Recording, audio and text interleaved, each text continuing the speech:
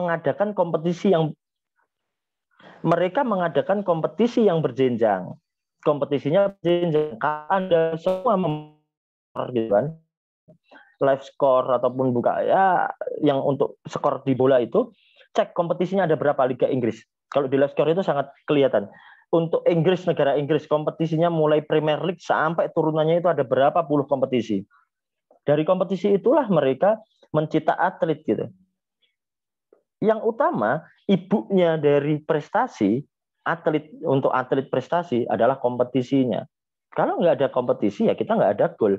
Bahkan mungkin teman-teman semua, saudara-saudara semua yang ada di dalam forum ini, yang pernah mengikuti proses perkuliahan penyusunan program, yang diukur pertama dalam proses penyusunan program adalah goalnya, targetnya apa. Nah kalau kita latihan nggak ada targetnya, kan percuma juga gitu. Kita bayangkanlah, kita simulasikan lagi, Soma Porprov ini mendekati Porprov di luar kondisi COVID saat ini gitu, di luar kondisi COVID saat ini. Porprov itu 2 tahunan. Setelah Porprov kita bisa rest selama 2 bulan gitu kan. Fasenya fase rest. Setelah itu buka kompetisi. Katakanlah 4 kompetisi atau 5 kompetisi sebelum event Porprov. Otomatis masing-masing klub, masing-masing sekolah itu akan mempersiapkan atletnya masing-masing. Dan nanti kalau menjelang Porprov ya tinggal ambil aja mana-mana yang menang. Katakanlah seperti itu. Metode-metode yang seperti itu, pendampingan-pendampingan seperti itu sebenarnya harus digalakkan. Saya belum tahu juga terkait dengan sistem undang-undang olahraga yang ada di Indonesia. Walaupun saat ini lagi digodok di DPR, undang-undang sistem olahraga nasional. Tapi dalam konteks ini saya belum melihat bagaimana bangunan olahraga ini berubah itu. Bangunan olahraga di Indonesia itu masih klasikal. Walaupun itu sebenarnya kalau diterapkan dengan baik, oke, bagus juga gitu. Tapi kita masih belum pada level tataran yang itu gitu. Oke, yang berikutnya.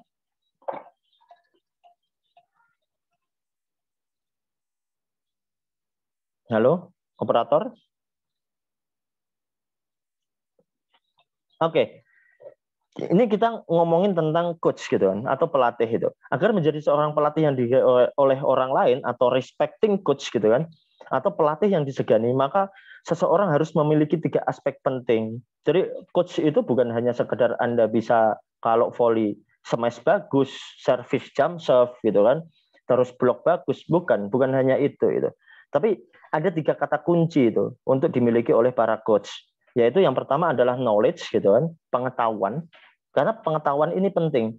Nanti kita akan bicara pengetahuan ini di dalam ranah komunikasi itu. Yang berikutnya adalah pengalaman, experience-nya. Jadi pelatih itu juga harus punya pengalaman. Nanti akan saya bandingkan pelatih yang full experience dan full knowledge gitu. Bedanya apa dan keuntungannya ada di mana dan lebih baik harusnya seperti apa.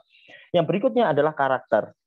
Karakter ini menjadi tren juga saat ini. Selain kata coach di depan nama, di depan nickname para penggiat olahraga. Jadi saat ini itu para penggiat olahraga yang populer adalah kata coach di depan nickname masing-masing. Soalnya coach underscore Eki, coach underscore Rida, terus coach underscore Rangga, coach underscore Farhan dan seterusnya. Itu lagi tren saat ini. Selain itu, yang lagi tren saat ini adalah karakter. Atau dengan kata lain, para coaches itu menyebutnya sebagai attitude itu. Bahkan pada saat kita membahas attitude, hal lain itu seakan-akan itu dikesampingkan itu. Padahal itu nggak boleh juga. Jadi pada saat kita ngomongin, ya yang penting itu latihan itu attitude-nya terlebih dahulu. Tekniknya belakangan. Kalau attitude-nya bagus, maka tekniknya juga akan mengikuti. Itu nggak salah gitu. Tapi menurut saya kurang pas. Kalau menurut saya kurang pas. Kenapa? Karena ya kalau attitude-nya bagus, udah sopan, udah luar biasa lah attitude-nya, sama temennya respect, sama pelatihnya sopan dan sebagainya. Kalau di cabur saya, di cabur volley kata ahli, tapi kalau tinggi badannya cuma 150 lah, attitude-nya sebagus apapun ya tetap aja dia nggak bisa nyemes, nggak bisa ngeblok. Gitu loh. Maksud saya gitu. Jadi kita harus berpikir holistik gitu. Jangan sampai kita itu hanya ngikutin tren. Jangan sampai kita hanya ngikutin hashtag gitu. Itu nggak boleh. Kita harus berpikirnya holistik, berpikir yang lebih luas lagi gitu.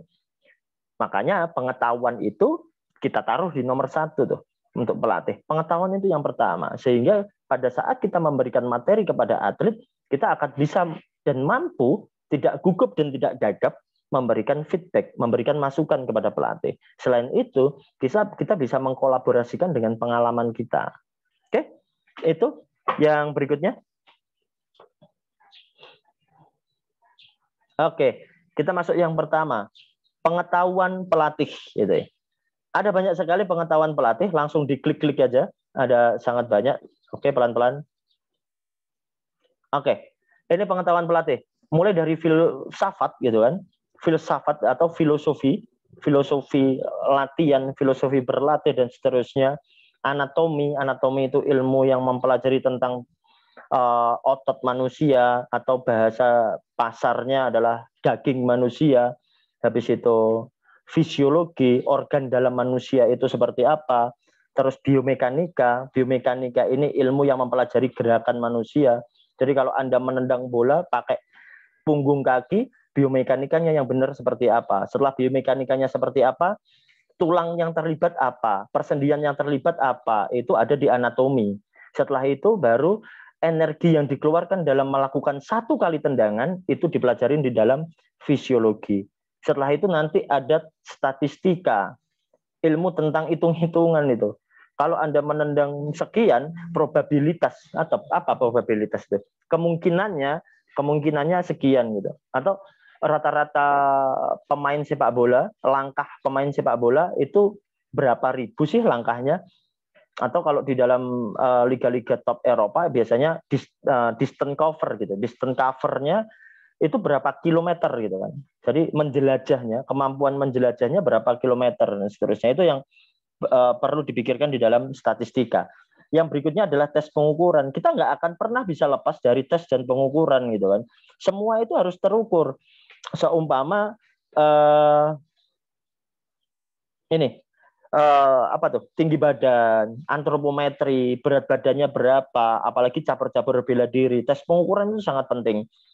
Di cabur lain pun juga sama. Tes kondisi fisik, power otot tungganya berapa sih, power otot lengannya berapa sih, itu juga harus diketahui oleh pelatih. Kalau coachnya nggak mampu untuk melakukan ini, rekrut orang yang bisa melakukan tes dan pengukuran tadi, termasuk statistikanya. Kalau saya biasanya di sepak bola itu main ini nih, fantasi football. Ada di aplikasi Android fantasi football gitu kan, kita main nata pemain gitu kan di Liga Inggris. Habis itu di fantasi football itu statistik pemain, masing-masing pemain itu sangat detail sekali. Asumsi saya atau anggapan saya terkait dengan game itu, orang di Inggris, orang di Eropa itu data statistik itu udah dijadikan sebagai game. Sementara kita itu masih sangat awam sekali terkait dengan statistika di dalam olahraga. Padahal itu sangat luar biasa kebutuhannya. Kalau saya melatih, saya akan tahu statistika lawan. Seumpama saya ngelatih volley itu kan, probabilitas smash-nya outside hitternya sana itu berapa sih ke kanan, berapa sih ke kiri dan sebagainya. Sehingga dengan tahu data statistik itu, maka saya akan memberikan instruksi kepada atlet saya seperti apa. Jadi itu keterkaitan antara statistik dan tes pengukuran. Itu pengetahuan pelatih. Yang berikutnya adalah kesehatan olahraga. Kita harus tahu kesehatan olahraga, kesehatan dari atlet kita itu bagaimana. Baik kesehatan secara jasmani maupun kesehatan secara rohani. Makanya ada nanti psikologinya juga. Selain itu, belajar gerak. Kalau kita sebagai pelatih grassroots gitu kan, kalau istilah yang ada di dalam teman-teman sepak bola, pelatih grassroots, Anda harus tahu belajar gerak itu bagaimana. Konsep belajar gerak itu adalah fase belajar gerak itu yang pertama adalah fase kognitifnya. Ini untuk teman-teman asal tahu aja. Kognitif, asosiatif, otonom. Itu fase belajar gerak. Jadi untuk melakukan sebuah gerakan, Anda harus tahu dulu gerakannya itu apa. Jadi nggak boleh tiba-tiba Anda nggak menjelaskan kepada atlet Anda, nggak memberikan pengetahuan kepada atlet Anda, tiba-tiba, ya wes pokoknya ini nendang, ya pokoknya gini smash itu. Kalau tosser itu ya pokoknya seperti ini. Nggak bisa seperti itu dan nggak boleh. Anda harus mampu untuk mengucapkan bahwa teknik dasar passing bawah di bola voli yang pertama adalah posisi kaki itu. Itu belajar gerak itu. Itu nanti ada ilmunya belajar gerak. Termasuk nanti biomekanika masuk juga. Jadi pada saat kita ke lapangan memberikan informasi kepada pelatih, semua pengetahuan pelatih ini akan diuji gitu. Jadi ujian dari pengetahuan pelatih itu ada pada saat Anda berada di lapangan dan menghadapi atlet, terutama atlet usia dini. Kalau atlet level kampus, katakanlah saya kebetulan juga melatih di level kampus, itu is very easy tuh, sangat gampang sekali. Karena anak-anak yang ada di level kampus, yang pertama secara kognitif sudah bagus karena sudah masuk di kampus gitu kan. Yang berikutnya dia udah terlatih terlebih dahulu. Tetapi untuk para pelatih yang ada di level grassroots, yang ada di kota-kota kecil, yang ada di desa-desa kecil dan sebagainya, Anda harus mampu menjelaskan ini. Dan itu adanya di ilmu pendidikan atau pedagogik gitu. Makanya ilmu pedagogik itu akan tetap masuk di dalam ilmu kepelatihan. Jangan disamakan bahwa itu kan ranahnya penjas, itu kan ranahnya pendidikan jasmani, itu bukan ranahnya pendidikan kepelatihan. Enggak, itu harusnya sama. Karena yang dihadapi adalah orang yang sama. Kalau pagi dia sekolah di sekolah SD, kalau siang atau sore dia melakukan latihan sepak bola. Orangnya sama enggak? Sama. Berarti dalam menghadapinya sama enggak? Sama cara menghadapinya. Enggak boleh dibedakan. Yang selama ini paradigma di Indonesia antara pendidikan jasmani dan pendidikan dan kepelatihan berbeda. Itu paradigma yang salah menurut saya. Makanya untuk beberapa hal di klub-klub Eropa, klub-klub Amerika yang top ada divisi pedagogiknya. Jadi divisi yang khusus ngurusi bagaimana mengenal karakteristik siswa tersebut, bagaimana mendidik siswa tersebut, bukan hanya melatihkan gitu, tapi harus mendidik. Jadi selain berlatih, pengetahuan dia juga harus nambah. Itu pendidikan. Yang berikutnya adalah sosiologi. Kita harus tahu culture-nya seperti apa. Kebetulan rumah saya ada di Malang. Culture-nya Kota Malang adalah kota sepak bola dengan Aremanya yang masih belum menang sampai hari ini, gitu kan. Dengan sosiologi seperti ini, bagaimana pendekatan saya untuk memberikan materi tentang bola voli, katakanlah gitu. Nah, itu kita harus memahami sosiologi itu. Habis itu karakteristik. Kalau orang Jawa Timur itu karakteristiknya misuh-misuh, katakanlah gitu. Dengan seperti itu kita bagaimana menghilangkan itu atau menghindari itu.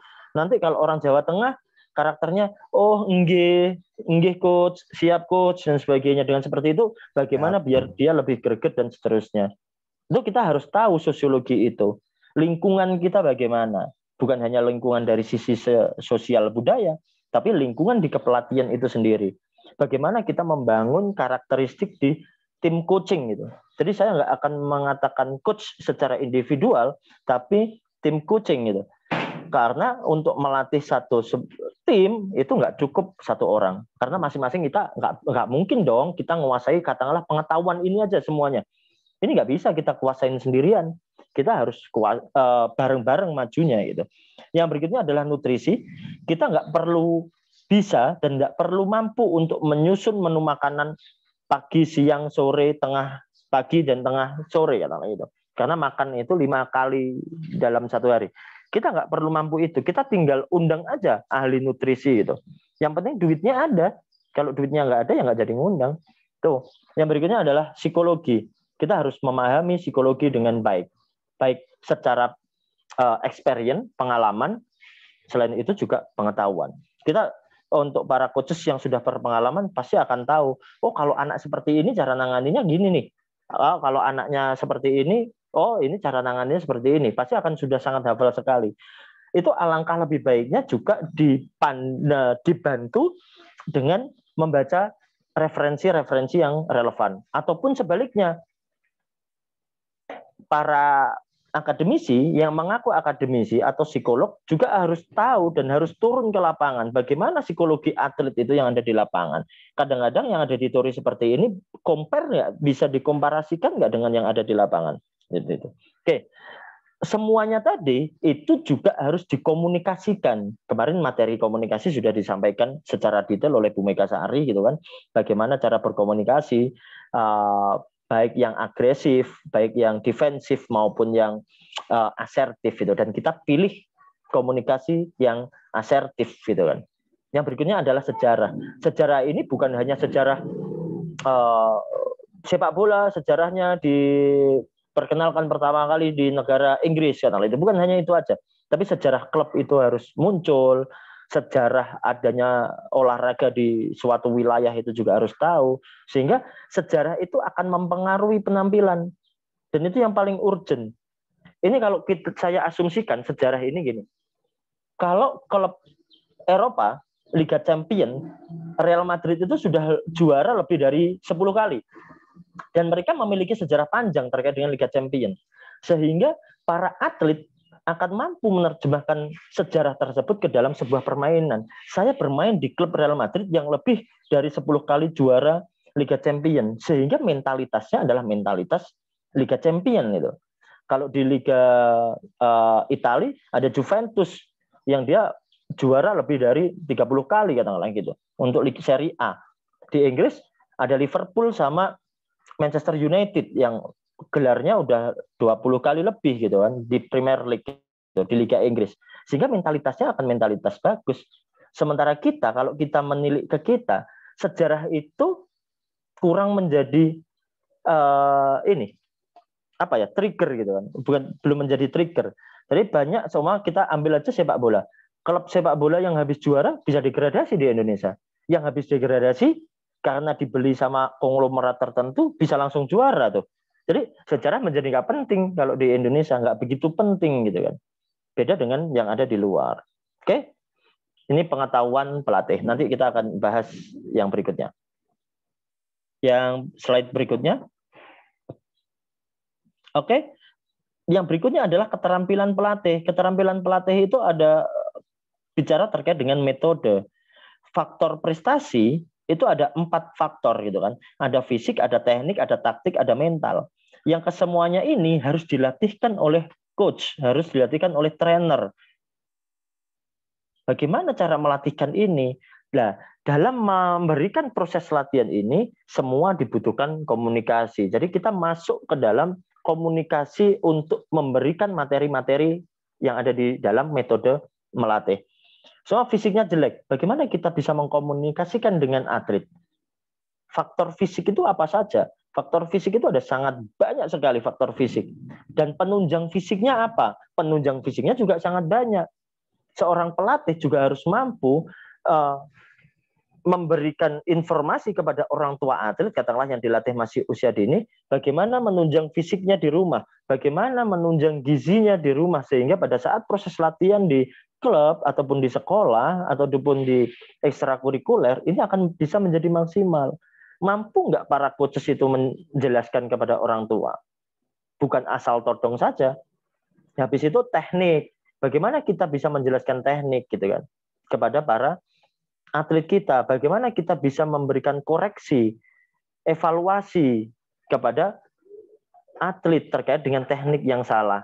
Karena untuk saat ini atlet-atlet yang milenial gitu kan, kadang-kadang pada saat diingatkan itu juga nggak mudah juga. Itu kita mau pilih pendekatan yang seperti apa? Pendekatan yang humaniskah atau yang behavioristikkah itu? Kalau humanis ya udah nggak apa-apa kalau terlambat. Oh ya udah besok diperbaiki dan seterusnya. Itu macam-macam pendekatannya. Tetapi dalam konteks melatih teknik dasar harus benar. Kita harus punya target. Kalau servis ya harus jump serve gitu kalau di bola voli, bukan servis PKK. Bagaimana kita untuk mentargetkan itu? Gitu. Yang berikutnya adalah taktik. Taktik ini lebih urgent sekali karena kita harus mampu berkomunikasi, menjelaskan apa yang ada di dalam pikiran kita dan diterjemahkan oleh atlet. Bagaimana gaya main kita? Itu kita perlu skill komunikasi dan skill komunikasinya sudah disampaikan kemarin sama Bu Mega itu. Yang berikutnya adalah mental. Bagaimana kita bisa menata mental para atlet yang akan kita latihkan. Yang minimal lah disiplin katakanlah gitu. Attitude kalau tadi itu. Disiplin aja. Disiplin. Bagaimana kita menegur atlet kita yang terlambat. Bagaimana menegur atlet kita yang sehari datang, sehari bolos. Sehari datang, sehari bolos dan seterusnya. Kita harus mampu untuk melakukan itu. Bagaimana teknik menegurnya dan seterusnya. Kita harus memahami itu. Kita harus tahu siapa yang kita latih. Makanya kita harus memahami, oh sosiologinya sini seperti apa. Oh saya ngelatih di area dekat pasar, katakanlah itu. Kalau areanya dekat pasar, sosiologisnya seperti ini, maka saya harus berkomunikasi dengan cara ini. Kalau ini masyarakat di dekat terminal, oh maka saya harus berkomunikasi dengan cara orang-orang yang ada di wilayah terminal, katakanlah gitu. Atau saya ada di lingkungan perumahan elit, maka saya harus berkomunikasi dengan cara orang-orang di perumahan elit dan seterusnya. Ini yang paling penting. Yang berikutnya, slide berikutnya. Oke, kondisi pelatih. Kondisi pelatih ini yang tadi sudah saya jelaskan gitu kan. Kondisi pelatih itu saat ini ada dua tipe gitu. Dan ini masih belum ketemu formulanya, walaupun sudah ada beberapa hal yang diutarakan sama stakeholder keolahragaan di Indonesia, yaitu antara praktisi dan akademisi gitu kan. Kondisi pelatih itu saat ini itu targetnya padahal sama tuh. Targetnya prestasi.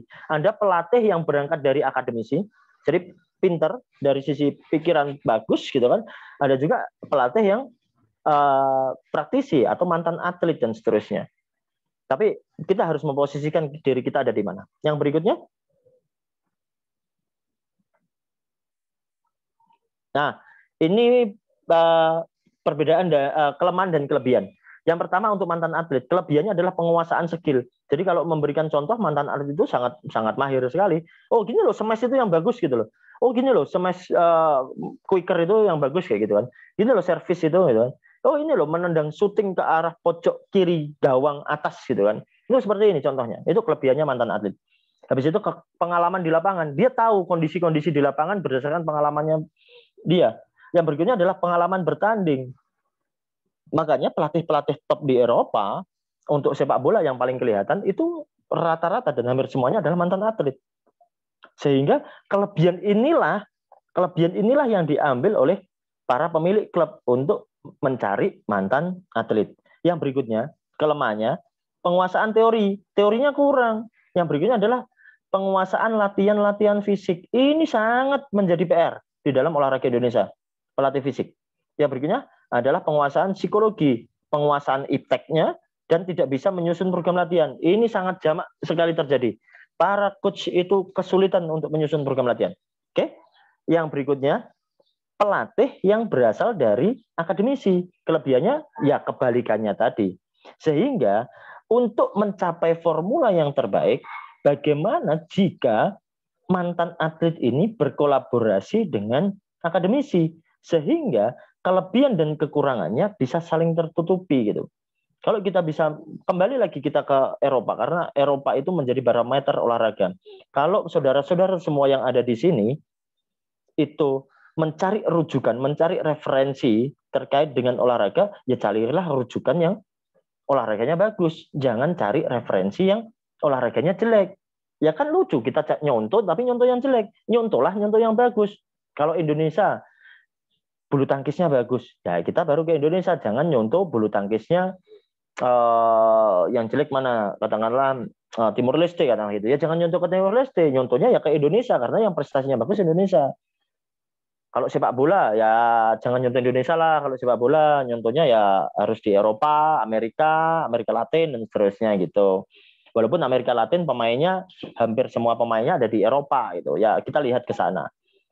Kalau volley ya channelnya YouTube yang dilihat jangan Tarkam di Pantura atau Tarkam Malang Selatan katakanlah gitu. Atau dengan tagline smash bledos gitu. Jangan yang seperti itu. Tapi Anda harus mencari referensi klub-klub yang bagus, bagaimana bertanding yang baik, dan seterusnya. Kalau sepak bola, saya rasa referensi sudah bagus tuh untuk cabur sepak bola.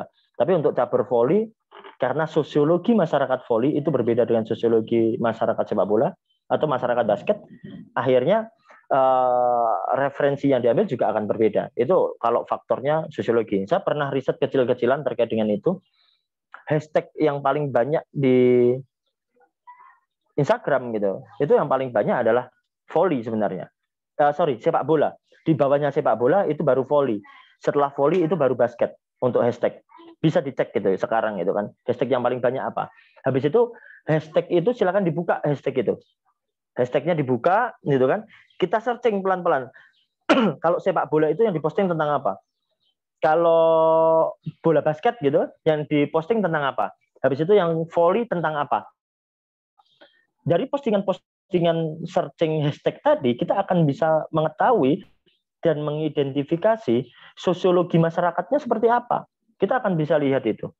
Oke? Itu sekedar ini. Oke, yang berikutnya.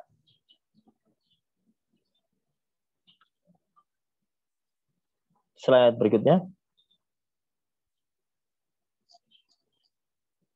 Oke, yang berikutnya adalah karakter. Ya, kalau tadi udah pengetahuan, udah keterampilan, kita ke karakter. Karakter itu yang pertama adalah filosofi, komponen pengembang filosofi. Yang pertama, kalau kita mau mengembangkan filosofi adalah kenali diri sendiri. Kekuatannya di mana? Kekuatan saya sebagai pelatih di mana? Kelemahan saya sebagai pelatih di mana? Ada nggak yang di kelemahan-kelemahan ini memerlukan perbaikan dan seterusnya. Habis itu, mengetahui apa yang harus dilakukan jika kita menghadapi kesulitan dan hambatan yang mungkin terjadi. Kita harus tahu tuh. Oh, kalau kesulitannya seperti ini, maka saya harus melakukan ini dan seterusnya itu. Pemahaman tentang atlet. Kita harus tahu tentang atlet. Dengan atlet yang seperti ini, maka filosofi yang saya bangun adalah ini. Kepribadiannya seperti apa? Para atlet itu, oh kepribadiannya seperti ini. Saya tadi udah jelaskan tuh. Kemampuan itu mulai dari fisiknya, terus tekniknya, habis itu kalau taktik ada di kita itu. Mentalnya bagaimana? Kita harus tahu itu. Kalau kita tahu karakteristik atlet kita, maka kita akan mampu untuk menentukan tujuan. Nah, itu kan tujuan. Yang berikutnya adalah mengapa mereka dalam olahraga atau mengapa mereka melakukan latihan olahraga karena itu. Itu yang perlu dipahami. Karena kita harus tahu atau declare gitu kan, filosofi kita itu setelah tahu karakteristik dari atlet kita. Beda dengan lagi-lagi pelatih sepak bola. Pelatih sepak bola itu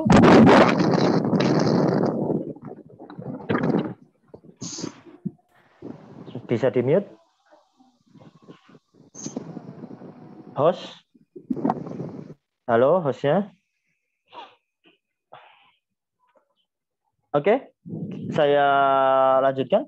Beda dengan pemain sepak bola yang ada di Eropa, katakanlah Pep Guardiola. Pep Guardiola itu dia membawa filosofinya sendiri, yaitu tiki-taka filosofinya. Jadi kemanapun dia melatih, dia akan menyesuaikan atletnya yang menyesuaikan dengan filosofi yang dibawa oleh Guardiola. Karena Guardiola posisinya secara positioning di klub, dia adalah manajer. Dan dia mampu untuk menunjuk pelatihnya siapa. Menunjuk atletnya siapa. Saya menginginkan atlet yang memiliki karakter sesuai dengan konsep filosofi saya. Itu bedanya. Tetapi kalau di Indonesia, sepak bola di Indonesia, coach itu ya coach, bukan manajer. Sehingga mereka tidak memiliki kemampuan untuk mentransfer pemain. Tidak memiliki kebijakan untuk mengganti pemain. Jadi para coach yang ada di Indonesia adalah untuk sepak bola katakanlah Liga 1, yang mereka datang dengan atlet yang sudah ada, yaitu silahkan dibuat sehingga filosofinya ada di belakang.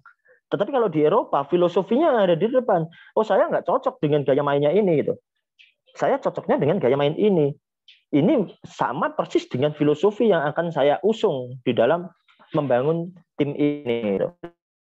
Itu kalau di Eropa. Sementara di Indonesia enggak. Tapi yang disalahkan pelatihnya juga gitu kan kalau kalah itu kan itu. Padahal itu filosofinya berbeda. Pada saat kita memiliki filosofi yang berbeda dan atlet yang tidak sesuai dengan konsep filosofi kita juga akan berat dalam menghasilkan atlet itu.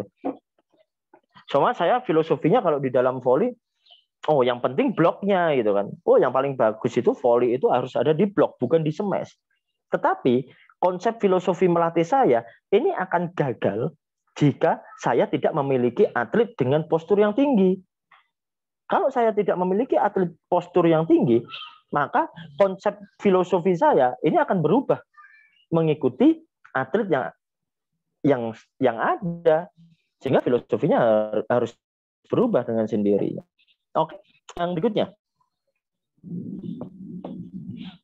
Oke, yang berikutnya adalah kesadaran diri. Jadi seorang pelatih itu harus memiliki kesadaran diri. seorang pelatih salah satu cabang olahraga ataupun pelatih kebugaran dan seterusnya, sebenarnya ia sudah harus mempersiapkan dirinya untuk menjadi contoh yang baik daripada atlet yang dilatih.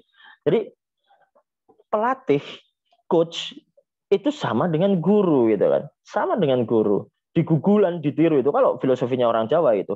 Jadi bukan hanya digugu aja, tapi juga ditiru, menjadi role model seperti apa. Sehingga tadi, kalau pelatih secara skill juga harus bagus, makanya harus mencari pelatih itu atau menjadi pelatih itu juga mantan atlet katakanlah gitu. Selain itu, pelatih itu juga harus memiliki kemampuan kognitif atau pengetahuan isi kepala yang bagus juga, sehingga mampu untuk memberikan argumen kenapa saya memberikan latihan ini dan seterusnya. Karena di dalam proses melatih anak usia remaja, kita harus mampu untuk menjelaskan argumentasi di balik variasi latihan yang kita berikan itu. Kenapa kita memberikan latihan ini? Cuma saya volley itu.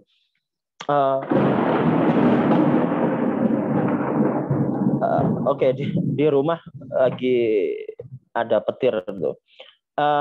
Cuma saya pada saat main volley, ngelatih volley, filosofi saya adalah servisnya jam sep. Maka saya harus mampu untuk menjelaskan kenapa harus jam sep. Atau kalau ini,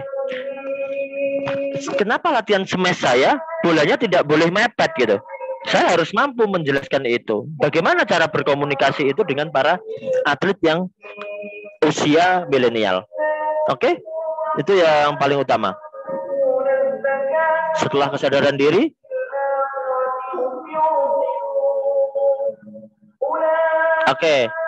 kita masuk ke dalam perilaku pemimpin dalam kepelatihan. Karena pemimpin di dalam tim itu adalah manajernya, adalah coachnya.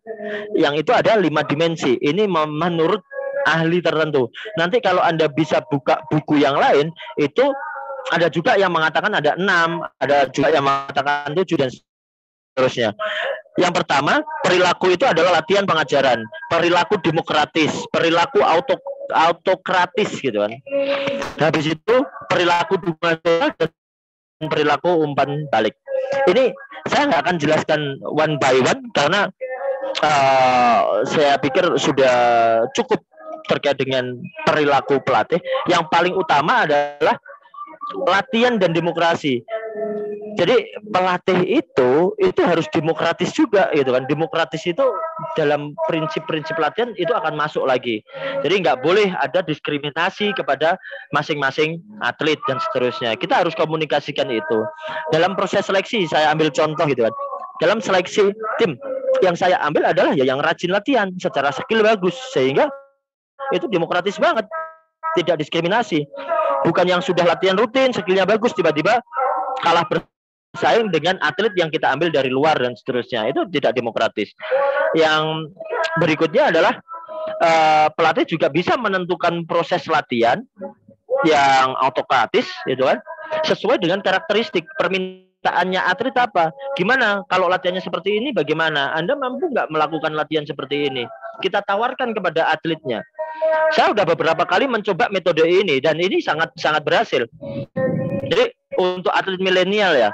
Jadi ada beberapa pemain di tim saya yang mahasiswa gitu kan. Kamu cocoknya kira gimana? Pengenmu gimana? Umpanmu bagaimana? Dan seterusnya. Ternyata mereka lebih nyaman dengan gaya seperti itu daripada gaya yang otoriter katakanlah itu. Ada juga pelatih itu yang otoriter. Oh harus seperti ini, harus seperti ini. Ya itu nggak salah juga. Boleh saja. Tapi kita harus pandai-pandai memilih dan ya mampu untuk menerjemahkan karakteristik atlet itu sendiri. Oke, yang berikutnya.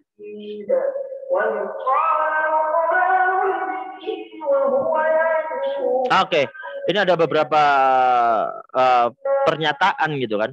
Kalau kebetulan saya ada di volley itu kan, ini termasuk tim saya ini aktif women gitu kan. Jadi kalau kamu mau mengajar bahasa Inggris Pak Ijo, yang kamu ketahui adalah kamu harus tahu Pak Ijo dan kamu harus tahu bahasa Inggris. Jadi yang berikutnya, kalau kamu melatih volley, kamu ya harus tahu volley dan kamu harus tahu si Pak Ijo itu bagaimana. Itu yang paling penting. Makanya tadi ada 3 konsep melatih itu kan.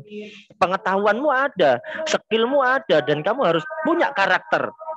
Tuh. dan kamu harus mampu memahami atletmu. Yang berikutnya aja we know volleyball but we do not from Paicho from age gitu. Jadi kamu harus memulai latihan itu jangan langsung di usia lanjut. Kalau memulai latihan atau memulai melatih, cobalah memulai melatih dari usia dini. Kalau tadi saya contohkan Pep Guardiola itu melatih atlet mulai si Messi itu dilatih Pep Guardiola mulai usia dini. Sehingga dia tahu karakteristik Messi, karakteristik Iniesta dan sebagainya. Kalau di Liga Inggris katakanlah Solskjaer itu dia melatih mulai dari anak-anak usia dini walaupun nggak pernah diliput sama media gitu kan, sehingga dia tahu karakteristik Pogba itu bagaimana, karena yang latih pada saat usia dini adalah Solskjaer, yang latih si Lingard adalah Solskjaer dan seterusnya. Oke, itu yang mungkin dapat saya sampaikan terkait dengan materi ini, sehingga saudara-saudara semua yang ada di dalam forum ini akan mampu mengkomparasikan antara materi yang kemarin disampaikan oleh Pak Dona dan Bu Megasari dengan materi yang saya sampaikan pada siang hari ini. Jadi ada beberapa dimensi. Kalau keilmuan itu kan tinggal nyambung-nyambungkan aja. Keilmuan itu seperti itu. Jadi ilmu, apalagi olahraga itu adalah ilmu multidisiplin. Jadi nggak hanya ilmunya satu, beda dengan matematika. Matematika itu ilmu murni, fisika itu ilmu murni, sementara olahraga itu ilmunya ilmu turunan.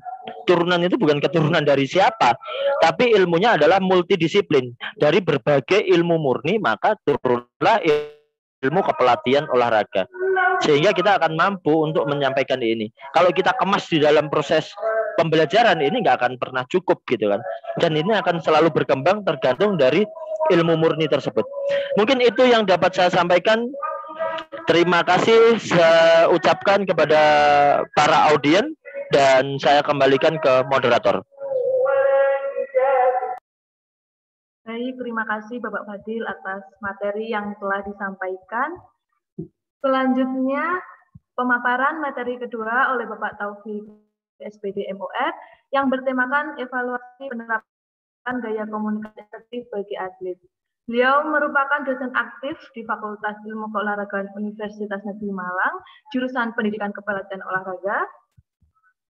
Beliau juga sebagai sport coaching dan konsultan sport science aktif movement.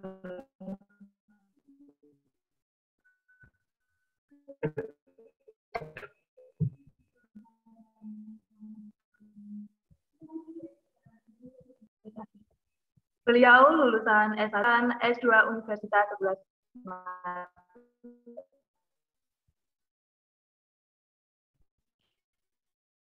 Kepada Bapak Taufik, waktu dan media kami persilakan.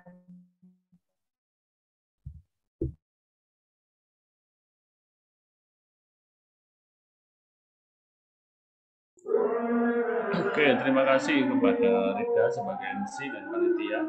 Mohon maaf kalau ada suara. Saya kebetulan ini di pas dekat masjid ya.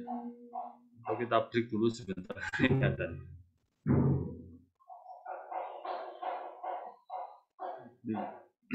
biar ya juga peserta juga istirahat. 5 menit ya, tunggu 5 menit ya, masih adzan azan.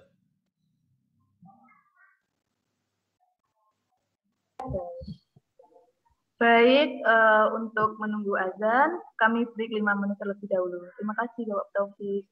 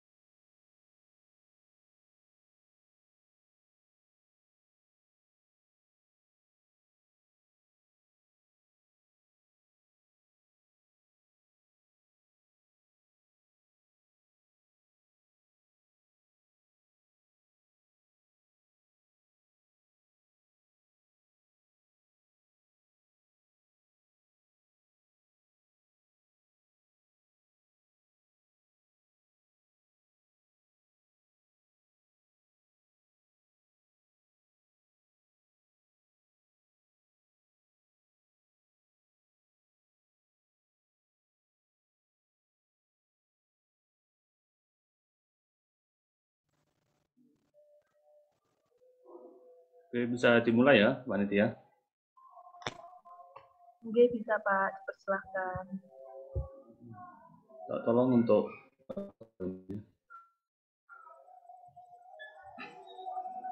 Oke, bismillahirrahmanirrahim. Assalamualaikum warahmatullahi wabarakatuh. Kedengar ya suara saya, Rida? Sangat Bisa terdengar, dihidupkan Pak. mic-nya. Oke, terima kasih. Sambil oke. Nanti kalau saya menyapa silakan hidupkan mic-nya, biar saya nggak kelihatan sendiri ya. Kan kalian enak di situ di studio banyak orang.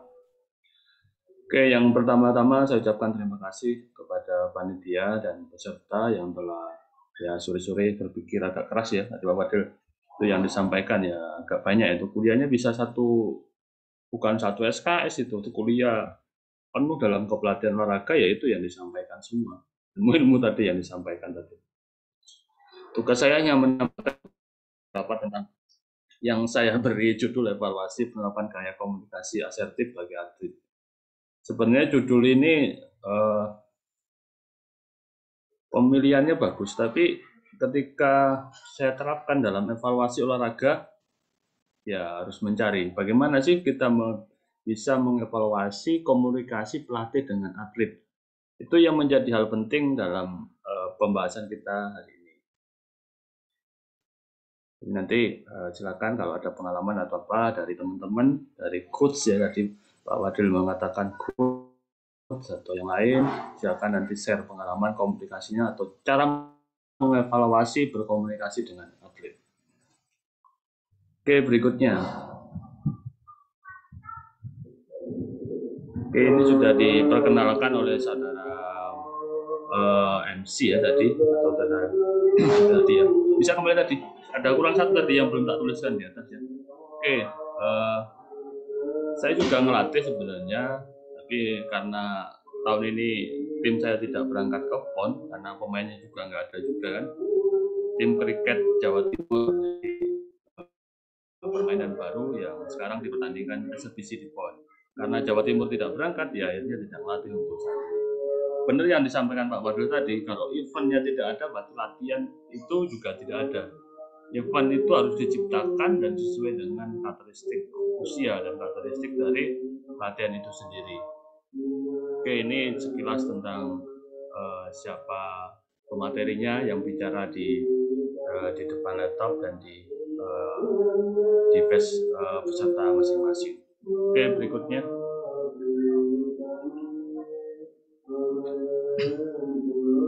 Dari sini sangat kelihatan bahwa proses latihan itu adalah suatu sistem, tidak bisa berdiri sendiri.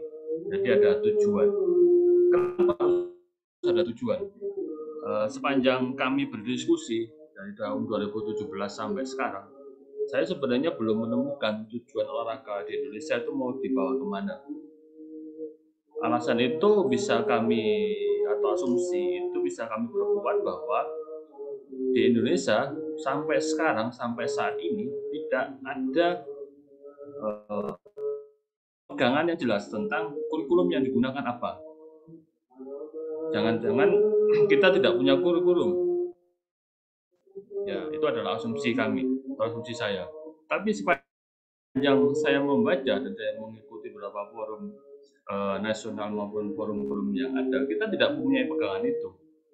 Jadi tujuannya mau dibawa kemana ya juga tidak ada karena tidak punya arahan dari situ. Saya ambil contoh, mungkin sudah diberi contoh oleh dari beberapa dari Pak Wadil, misalkan bahwa arah olahraga kita itu sistemnya menggunakan apa? Menggunakan pendekatannya dari pendidikan atau yang dari klub. Itu juga sama, tidak ketemu sampai sekarang. Dulu ada program PPLM, PPLP, kalau PPLM itu mahasiswa, inginnya adalah mengadopsi yang diterapkan di NCAA atau yang ada di Amerika, bahwa atlet itu fokusnya atau pembinaannya ada di sekolah, ada di SMA, ada di mahasiswa atau di perkuliahan, tapi tidak jalan, dibubarkan oleh Kepres Presiden nomor berapa. Nah, itu yang kemarin dianggap sebagai prestasi oleh Kementerian kita, bahwa Kepres itu didok prestasi dalam bidang olahraga. Terus yang kedua adalah alasannya, kita mempunyai dua organisasi yang besar, Menpora dan KONI. Ada lagi adalah kependidikan yang sama-sama mempunyai event yang usianya sama. Ada yang dinamakan Komnas, Pekan Olahraga Mahasiswa Nasional. Ada Popnas.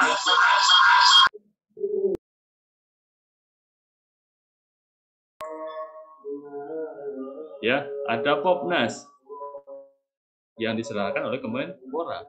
Ada O2SN nasional yang diselenggarakan oleh Kementerian Pendidikan. Kalau kita flashback, kita mau jujur, ya orangnya sama yang bertanding, ya kan? Kita mempunyai level kompetisi yang tingkat nasional itu ada 3, ya sama-sama. Saya bisa mengatakan bahwa Pomnas itu ya bagian dari pendidikan ya tidak, dari KONI juga tidak, karena nggak dibayar dari mana-mana. Pomnas atau Bapomi yang ada di Jawa Timur tidak dibiayai oleh KONI Jawa Timur atau Dinas Pendidikan Jawa Timur, malah dibiayai oleh Dinas Sosial oleh Jawa Timur. Kan aneh juga kan? Padahal dalam undang-undang KONI itu adalah salah satunya di pendidikan itu mempunyai yang namanya adalah Bapomi, Badan Pembinaan Olahraga Mahasiswa. Tapi nggak ada biayanya, nggak ada anggarannya di situ. Dari slot anggaran aja di kemahasiswaan itu ya menjadi yang di nomor 2 kan. Padahal kalau kita lihat teman-teman ini yang sebetulnya yang ada di forum ini juga pernah berangkat, pernah merasakan Popnas itu bagaimana. Biayanya dari mana? Ya dari iuran antar universitas itu. Jadi mahasiswa ini semua menyumbang sebenarnya. Tapi ya itu sulitnya minta ampun untuk mendapatkan dana dari universitas yang berpotensi mengirim atletnya. Itu adalah wajah dari olahraga kita. Kita tidak punya tujuan. Terus yang terakhir, saya mendengar atau beberapa mengikuti forum yang kemarin juga menjadi slogan dalam HORNAS, Hari Olahraga Nasional adalah desain besar olahraga nasional. Desainnya seperti apa sampai sekarang belum ada itu. Tapi jargonnya sudah ada. Ya, kalau namanya desain itu ya punya desain olahraga nasional 2045 untuk Indonesia Emas misalnya, itu kan desain. Kalau kita kan sekarang hanya slogan, tapi ya di bawah sampai sekarang nggak ada apa-apa. Mulai dari grassroots, dari pendidikan, sampai ke yang level tertinggi, misalnya di level nasional, ya juga sama, tidak ada perubahan yang sangat besar dan sangat berarti. Yang lucu seperti ini, misalnya tahun ini misalnya adalah PON, Pekan Olahraga Nasional. Tahun 2022 adalah Porprov di Jawa Timur. Kan aneh. Seharusnya Porprov itu mempersiapkan untuk kegiatan untuk PON, Pekan Olahraga Nasional. Kalau kita hanya ingin mengikuti bahwa olahraga itu satu jalur, olahraganya melalui klub atau pembinaan yang di bawah KONI. KONI mempunyai cabang-cabangnya, ada yang di PSSI, Perbasi, PBPSI, dan seterusnya. Masing-masing mempunyai klub, misalnya PBSI mempunyai klub, Perbasi mempunyai klub, dan seterusnya. Itu jadi nanti yang dipertandingkan di Porprov. Tapi yang sekarang terjadi apa? Di kabupaten dan kota itu menyelenggarakan event yang besar, multi event. Ada Porprov, ada Porprov, yang saya rasa itu ya menghambur-hamburkan uang aja, tidak ada plan ke depannya. Jadi kita tidak punya tujuan, makanya saya katakan kalau nanti teman-teman semua ini ngelatih, tujuannya dibuat sendiri, mau apa sebenarnya.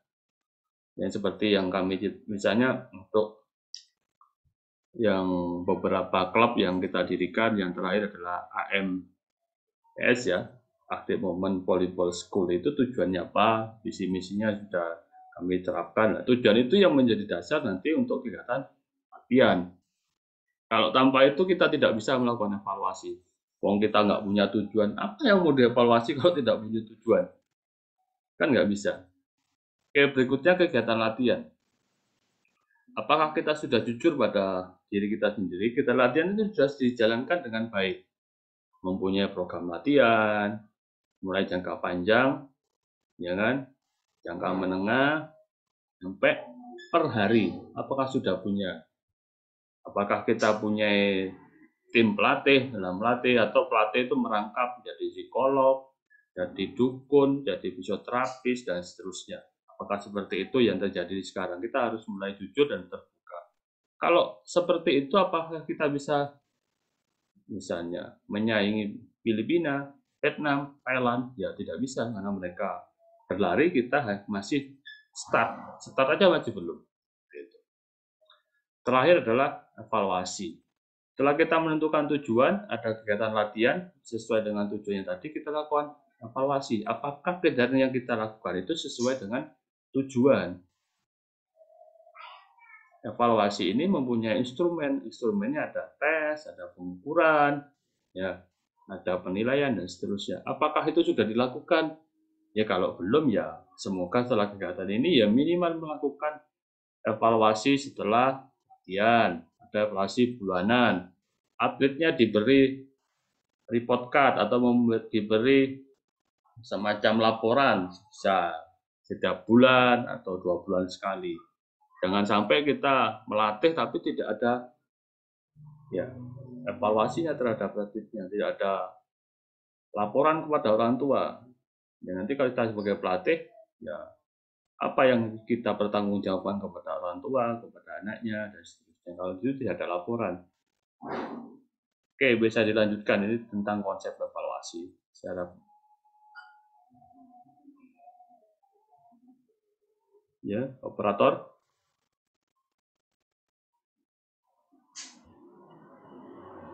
Oke, tadi adalah pembuka dari saya. Untuk tujuan latihan sebenarnya kita itu sebagai pelatih atau coach itu mempunyai tugas yang sangat berat. Jadi kita itu dicetak untuk bisa menjadikan manusia seutuhnya. Dalam artian bahwa dalam tujuan latihan olahraga itu, pertama kita harus mampu mencerdaskan atlet kita atau siswa kita. Ya, itu yang dinamakan adalah kognitif. Bagaimana kita mengembangkan pola pikir anak itu bisa ya berpikir intelektual, bisa cerdas. Jangan hanya mengajarkan ya tadi disampaikan bahwa misalnya kalau di kriket itu bisa betting, tapi cara betting yang benar, ya kan, arah bettingnya kemana dan seterusnya itu harus diajarkan dalam kognitif. Ya, misalnya kalau kriket itu bolanya keras dan seterusnya, bagaimana cara ngebetnya itu harus diajarkan. Itu perkembangan intelektual.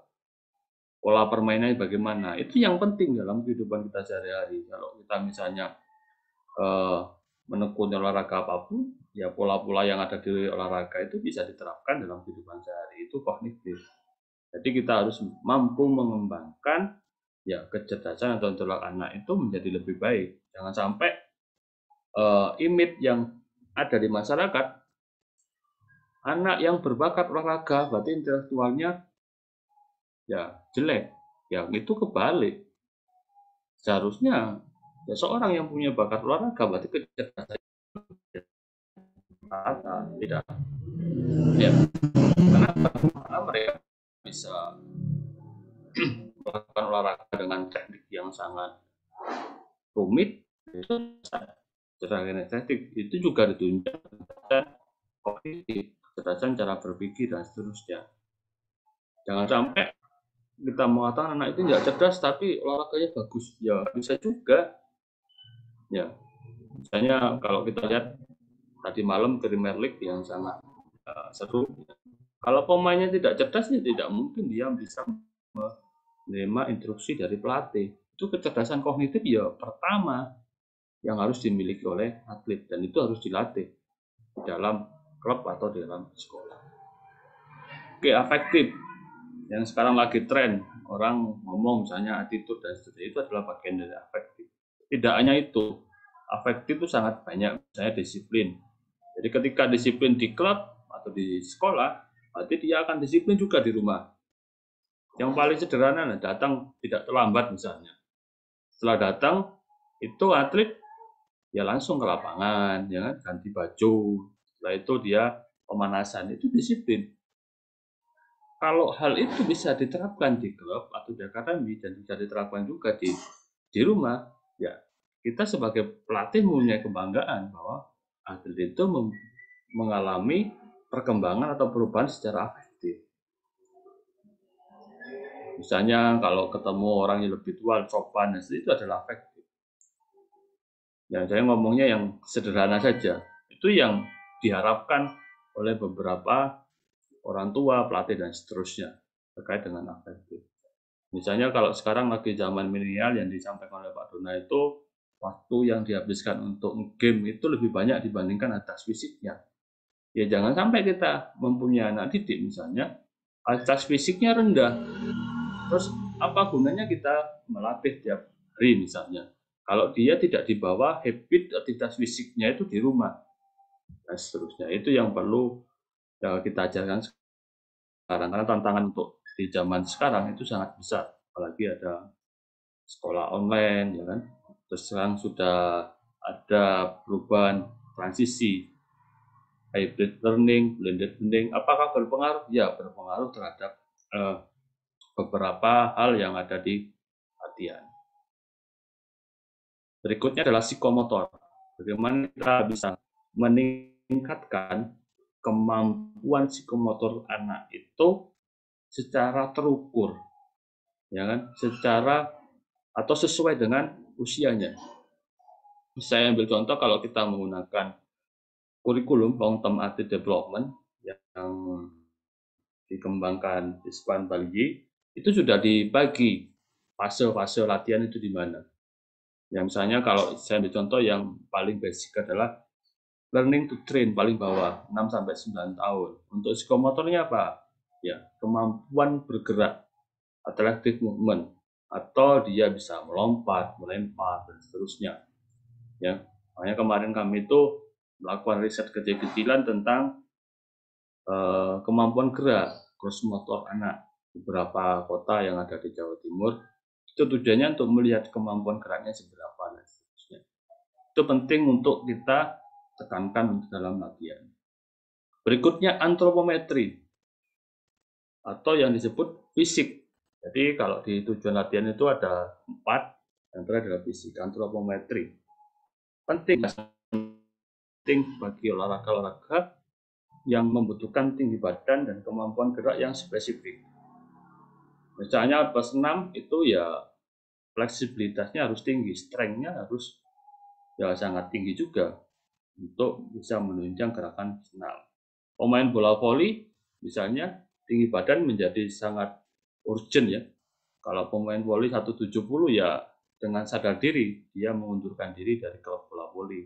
Minimal kalau dia menjadi atlet nasional ya paling mentok jadi libero, tidak lebih dari situ.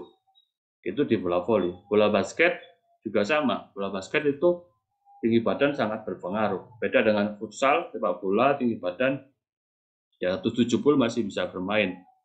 Dengan catatan ya badannya harus besar, jangan hanya kecil, ya kan? Berat badannya hanya 50 mau jadi pemain sepak bola internasional ya nggak bisa, karena antropometri itu juga berkaitan dengan misalnya massa otot, berkaitan dengan massa lemak, massa tulang, dan seterusnya. Berikutnya fisik yang paling penting adalah agility, kelincahan. Jadi itu menjadi tujuan latihan, balance, koordinasi, dan speed. Itu tujuan latihan olahraga. Sebenarnya tujuan ini jadi satu kesatuan, tidak terpisah dalam program latihan harian, kognitif, afektif, psikomotor.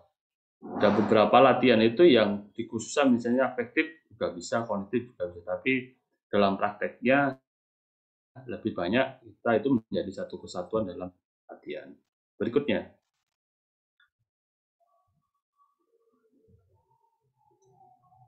Oke, ini agak menyimpang dari apa yang bukan menyimpang ya. Jadi istilahnya Pak Wadi tadi menghubung-hubungkan. Karena setelah beberapa hari ini telah menerima permintaan dari panitia untuk membuat materi tentang evaluasi gaya komunikasi asertif. Itu bagaimana caranya? Sebenarnya caranya hanya bisa diobservasi oleh observer dan seterusnya. Saya teringat bahwa dalam pembelajaran, karena prinsip kami pembelajaran olahraga dan latihan olahraga itu tidak ada bedanya, itu sama. Hanya beda di sekolah sama di klub.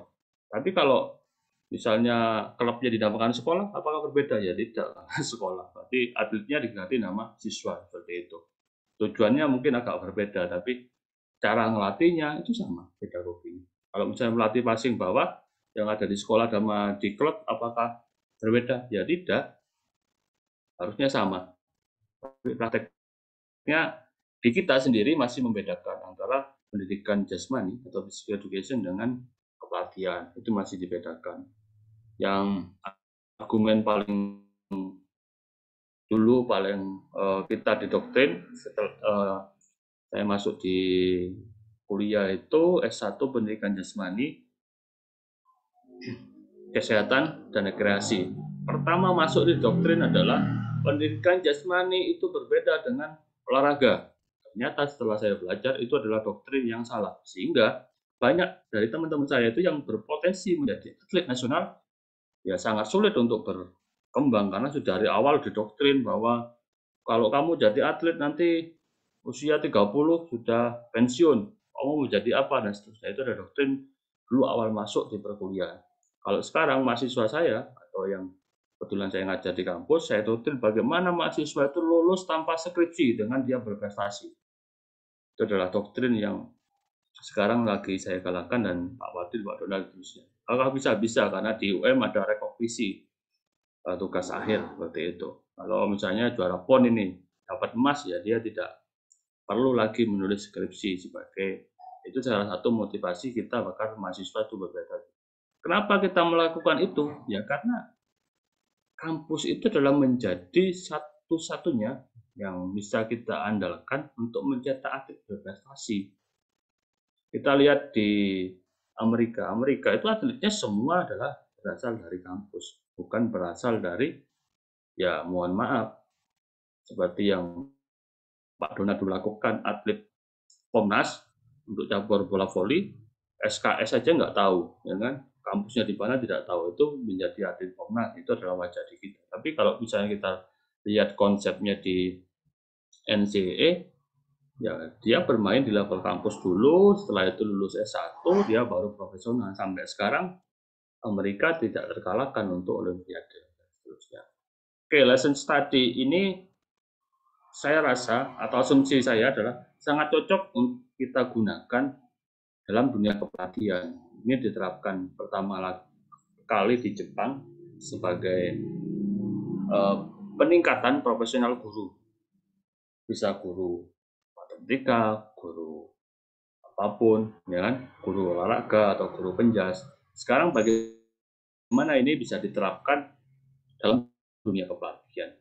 Sebenarnya kalau kita sudah tim coaching ya, atau tim pelatih, sebenarnya ada beberapa hal dari lesson study ini sudah diterapkan. Tapi sore ini kita akan membahas bagaimana lesson study ini bisa diterapkan untuk mengevaluasi komunikasi kita terhadap.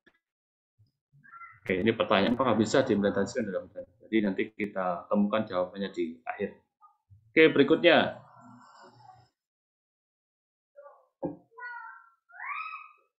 Ke atas. Apa itu lesson study? Jadi kalau misalnya sekarang dari teman-teman itu yang dari lulusan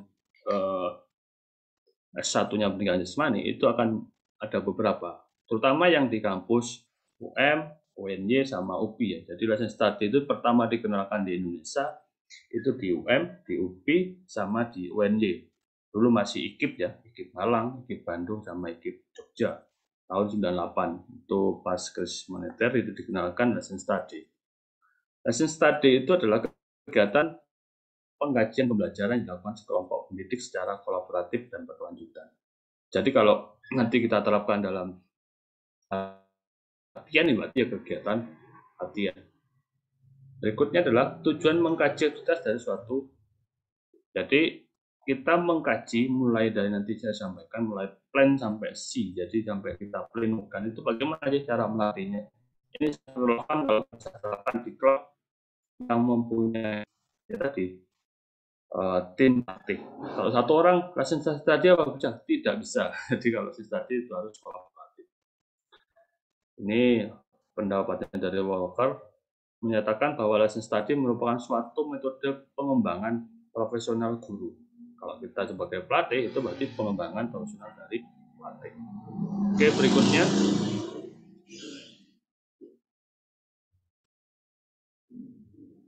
Ini pendapat lain, bisa nanti dipelajari di e-learning, sudah saya cantumkan di sana. Berikutnya.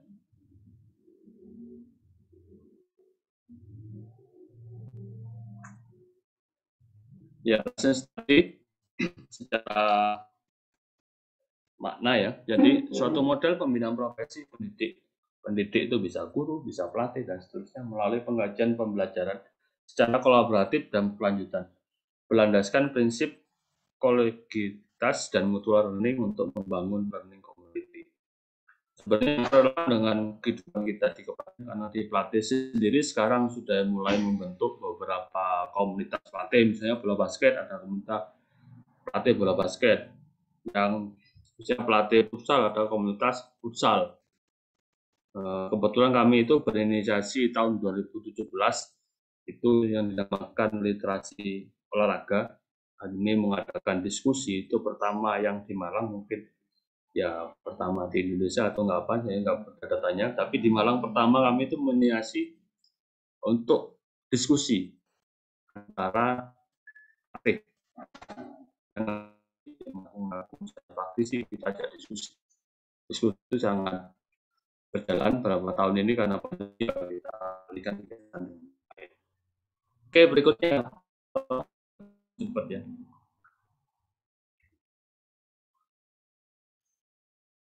Oke, yang perlu kita ketahui adalah lesson study itu apakah sama dengan metode atau gaya melatih. Mungkin sebelum saya lanjutkan, kalau pelatih itu yang lebih banyak digunakan gaya melatihnya apa? Apakah komando, apakah drill, apakah yang lain? Bisa dituliskan di kolom chat sebelum saya lanjutkan. Atau tanpa metode, asal melatih di lapangan misalnya, datang bawa peluit dan seterusnya langsung melatih. Kira-kira silakan tuliskan di chat agar ada feedback ya. Oke, sebenarnya di gaya melatih itu sangat banyak. Ada yang berdasar, ada yang bisa terapkan, ada drill. Ya, kalau di fisik itu ada yang circuit training, ya ada resistance training dan seterusnya. Itu adalah metode. Ada Tabata training, ada Zumba, itu juga metode melatih. Yang perlu kita garis bawahi, ambil nunggu dari chatnya, lesson study bukan metode pembelajaran atau bukan metode latihan. Lesson study adalah cara yang sistematis untuk meningkatkan kualitas latihan atau kualitas pembelajaran. Lesson study tidak setara dengan gaya mengajar komando atau metode drill. Jadi perlu digarisbawahi bahwa saya menggunakan metode itu salah. Jadi lesson study itu hanya bagaimana kita merencanakan, melakukan dan mengevaluasi secara bersama-sama lesson study.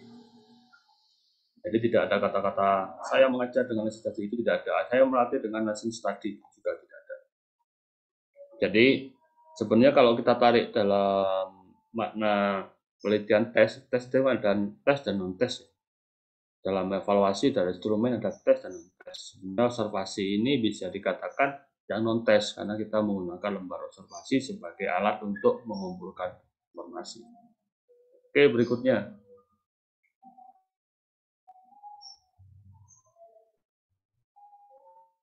Oke, ini yang paling penting adalah dari siapa untuk siapa lesson study. Kalau kita konsepnya kan di kepelatihan itu adalah yang melakukan lesson study adalah pelatih, bukan guru. Ya, dia guru, kepala sekolah dan seterusnya. Jadi yang melaksanakan itu adalah guru. Jadi pelatih yang melaksanakan lesson study. Untuk siapa lesson study? Ya untuk pelatih sendiri dan untuk atletnya. Jadi itu yang perlu kita bawahi, bahwa lesson study itu untuk meningkatkan komunikasi antara atlet dengan pelatih, untuk meningkatkan atau mengefektifkan kegiatan latihan agar tujuan latihan itu bisa tercapai. Jadi selama ini misalnya kita hanya melatih sendiri tanpa feedback dari orang lain dan seterusnya, mulai belajar bagaimana kita bisa berkolaborasi dengan tim pelatih yang lain agar sama-sama bisa meningkatkan nanti di klub atau akademinya untuk aktivitas melatihnya. Makanya kita perlu belajar apa itu yang merupakan lesson study. Berikutnya.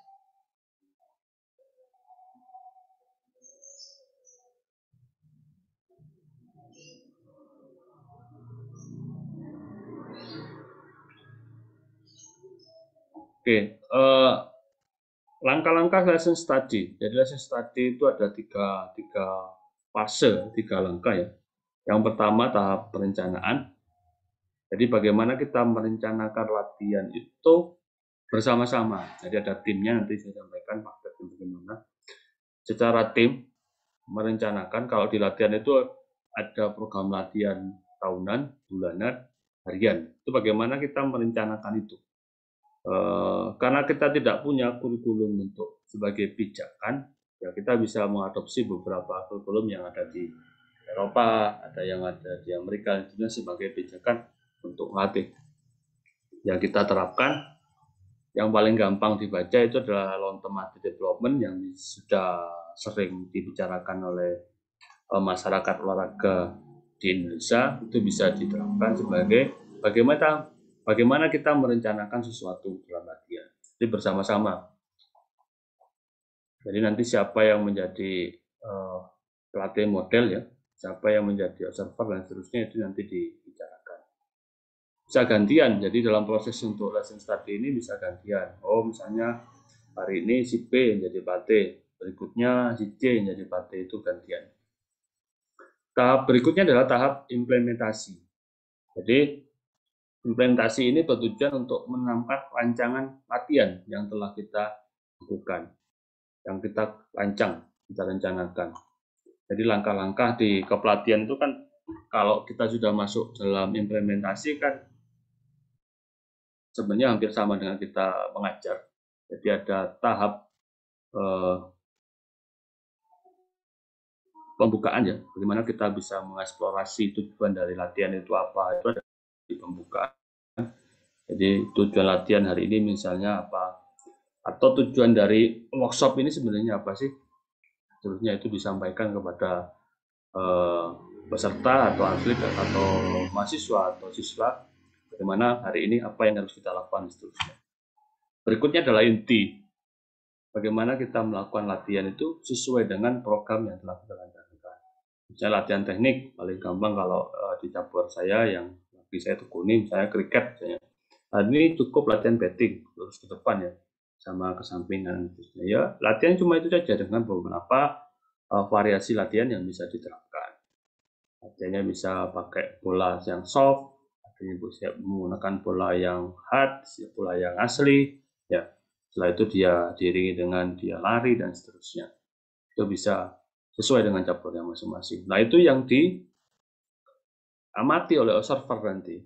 Jangan-jangan ya artinya tidak sesuai apa yang direncanakan. Asalkan saya ingatnya di lapangan latihan ini udah selesai. Padahal yang dituliskan direncanakan bukan itu yang harus dilakukan. Nah, itu nanti peran observer dan peran dari pengamat itu sangat penting. Ketiga, tahap refleksi. Nah, ini yang agak susah di dunia kepelatihan, dunia guru adalah refleksi. Pada tahap ini kita harus bisa menerima pendapat orang lain, ya, dan kita juga harus berkomunikasi. Mungkin ini yang disampaikan oleh Bu Mega secara asertif. Karena terus terang orang-orang kita itu sulit untuk menerima pendapat orang lain. Ya contohnya saya lah, kalau saya sebenarnya tidak begitu gampang menerima pendapat orang lain. Misalnya dikritik, misalnya ngajarnya dikritik, ya secara atau ngelatihnya akan ya akan marah, tapi ya besoknya kalau itu akan terima, oh ternyata saya. Ya, itu caranya mungkin karena pelatih itu punya karakter yang berbeda-beda. Ya jangan sampai setelah kita melakukan lesson study, kita praktekkan di rumah, setelah itu nggak mau ngelatih lagi. Oh ngelatih di pahit duduk misalnya bahasa Malangannya. Ngelatih di pahit duduk dan seterusnya ya nggak mau latih lagi. Salah ngelatih nggak dibayar dan seterusnya. latih cuma dimarahin dan seterusnya. Tapi kalau kita mempunyai mindset ingin menerima sesuatu dan kita bisa menyampaikan secara asertif ya, dari yang disampaikan oleh mereka tadi atau mereka yang kemarin sampaikan, ya mungkin kegiatan lesson study ini bisa kita lakukan. Oke, berikutnya ya ini kita hubung-hubungkan dengan gaya komunikasi asertif, gaya bagaimana. Karena fokus kita adalah bagaimana kita bisa ngebangun asertif, berarti tujuan. Misalnya kita ngelatih, latihan hari ini adalah misalnya kalau yang paling gampang sepak bola, latihan adalah teknik passing. Teknik passing ada beberapa jenisnya, dipilih apa yang dilatihkan, anaknya usia berapa, bolanya berapa, media apa yang digunakan, itu harus kita siapkan. Bolanya berapa, cara membagi kelompoknya itu bagaimana, itu yang dibicarakan di plan tadi. Terus yang mau kita amati apa? Yang kita amati fokus kepada cara komunikasi pelatih terhadap atlet. Jadi observer nanti atau yang menjadi pengamat fokusnya mengamati pelatih cara berbicara, ya. Misalnya cara instruksinya tuh sudah menerapkan nggak asertif atau tidak.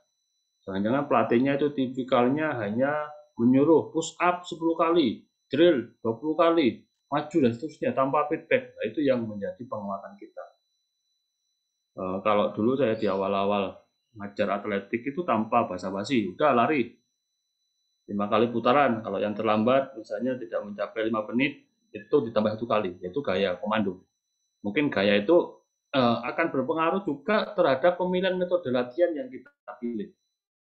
Kalau komando itu berhubungan dengan olahraga yang berbahaya. Misalnya renang itu misalnya menggunakan demokratis, ya kemungkinan kecil ya tidak bisa. Renang misalnya, kamu renangnya dari sini, ini yang dangkal, ini yang dalam. Kamu harus pakai pelampung ya.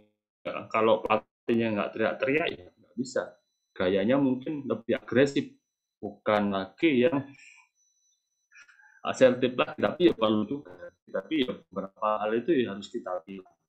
Oh ini latihan fisik misalnya tidak teriak-teriak ya nggak bisa juga.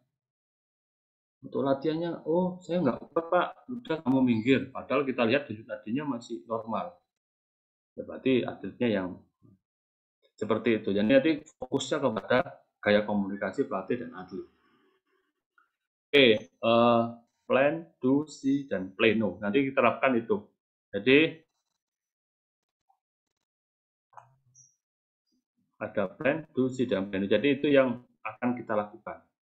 Nanti tugasnya hanya di plan saja ya, sampai ke do dan see dan di play. Tapi nanti sampai ke bagaimana kita merencanakan evaluasi penerapan gaya komunikasi asertif dengan atlet dengan lesson study. Berikutnya,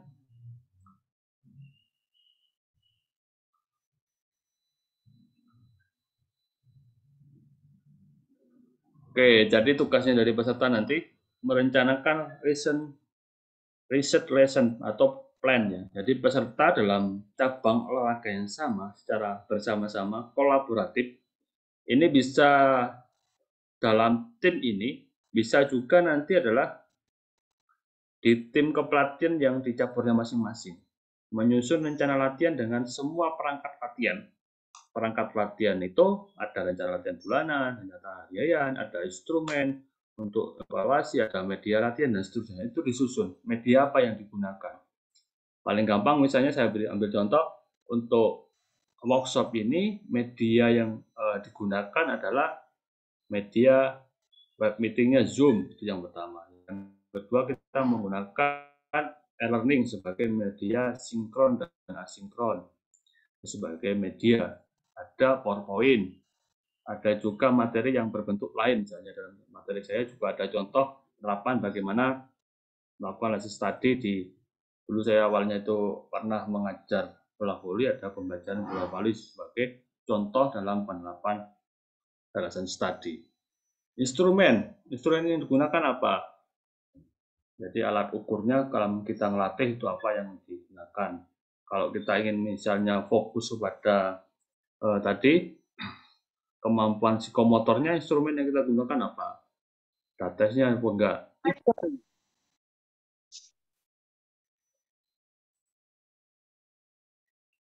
Oke, berikutnya setiap anggota tim mencurahkan pikirannya atau brainstorming ya, istilah yang sekarang, untuk menghasilkan skenario latihan yang apa namanya? Yang baik atau dengan strategi yang tepat operasional untuk kegiatan latihan luring atau daring. Latihannya bisa luring atau daring, terserah yang apa yang digunakan, bisa tatap muka langsung atau online. Jadi nanti ini tugasnya bisa disimak. Berikutnya, ya ini panduan pertanyaan yang bisa dijadikan acuan. Yang pertama, apa yang saat ini dipahami oleh siswa atau atlet tentang topik yang ingin kita perhatikan atau tentang materi latihan yang ingin kita perhatikan. Yang kedua, apa yang kita harapkan dikuasai siswa atau atlet pada akhir pembelajaran atau akhir latihan. Makanya ada instrumen tadi.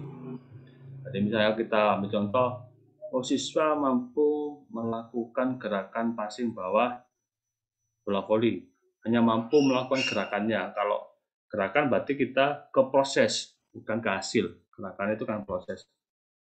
Kalau hasilnya nanti.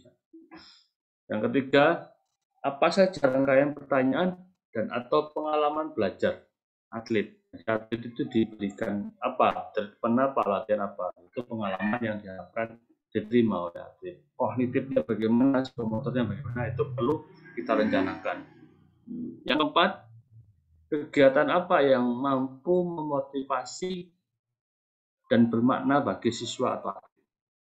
Kita karena fokus dari workshop ini adalah untuk atlet remaja, bagaimana yang menarik, memotivasi atlet remaja atau siswa remaja itu melakukan latihan.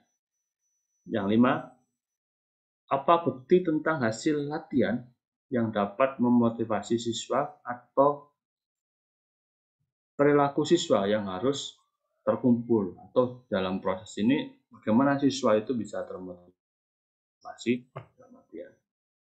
Oke, ini hanya acuan. Kalau nanti Bapak atau rekan-rekan dari pelatih mempunyai acuan yang lain, silakan. Ini hanya beberapa acuan yang bisa kita gunakan bagaimana kita merencanakan latihan.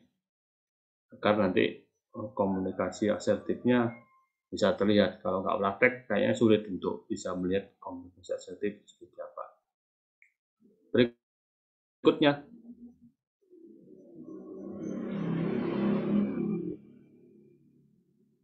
ya setelah merencanakan kita melakukan.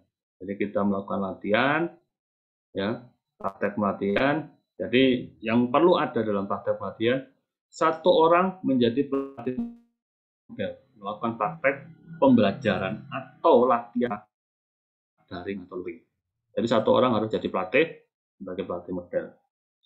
Yang kedua, dua orang pelatih berperan sebagai pengamat atau pelaksanaan praktek belajar atlet atau siswa.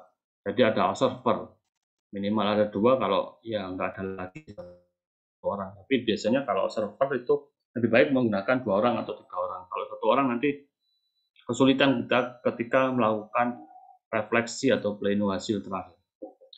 Ketiga, ini anggota kelompok lain berperan sebagai siswa. Ini bisa menggunakan atletnya langsung atau siswa langsung di klubnya masing-masing. Jadi tidak harus anggota kelompok. Yang keempat, setiap observasi mencatat hasil observasi sebagai bahan refleksi. Karena fokus kita itu adalah ke siswa dan komunikasi yang dilakukan antara pelatih dengan siswa atau atlet, berarti fokus observasinya ada di situ. Karena komunikasi asertifnya bagaimana itu diamati. Yang disampaikan pelatih berapa kali mengasihkan feedback, pelatih berapa kali memberikan punishment, mengasihkan reward, bagaimana dia membuka latihan, ya, bagaimana dia menjelaskan tujuan dari latihan, apakah sesuai dengan yang disampaikan Bu Mega kemarin, atau sebagai acuan lagi, bagaimana dia melakukan penutup pada latihan, refleksi latihan dan seterusnya, itu nanti dicatat sebagai observer. Ya. Kelima, praktek latihan bisa direkam. Jadi kalau seperti ini misalnya kita menggunakan Zoom meeting, bisa direkam, bisa kita flashback kembali, apa yang disampaikan pelatih nanti sebagai bahan refleksi. Yang sangat penting adalah yang terakhir, observer dilarang keras membantu atau mengintervensi dalam kegiatan latihan. Jadi kalau temannya jadi pelatih, ya jangan dibantu, langsung dikasih tahu, biarkan saja berjalan dengan kemampuan maksimal dari pelatih model. Seberapa jauh dia bisa menerapkan komunikasi asertif yang telah kita lakukan atau kita pelajari 2 hari ini secara online. Oke, berikutnya adalah C. Jadi kita melihat belum berganti ya.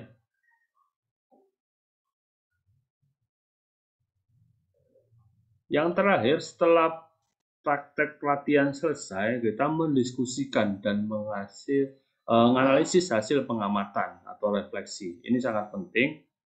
Jadi sama-sama kita bisa menerapkan. Yang jadi pelatih model harus bisa menerima apa yang disampaikan oleh observer, karena tujuannya adalah untuk meningkatkan profesionalisme dari pelatih. Karena pelatih itu bisa meningkatkan kemampuan komunikasinya kepada atlet.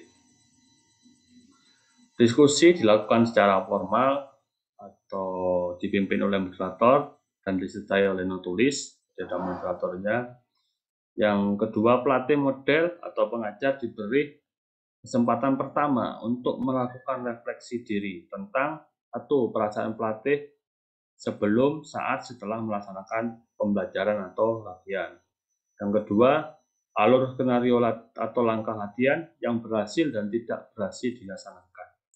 Seperti kita ketahui, ketika kita praktek di lapangan, itu terkadang ada beberapa yang kita rencanakan di rencana program latihan harian itu tidak tercapai, karena misalnya waktunya, terus keadaan di kelas atau di latihan itu berbeda dengan apa yang kita prediksi sebelumnya. Itu nanti disampaikan oleh pelatih model tadi. 3, penilaian terhadap keberhasilan pembelajaran yang telah dilakukan. Jadi pelatih tadi diberi kesempatan untuk merefleksikan kemampuannya sendiri atau yang telah dilakukan dalam open kelas yang telah dilakukan atau open latihan. Oke, berikutnya.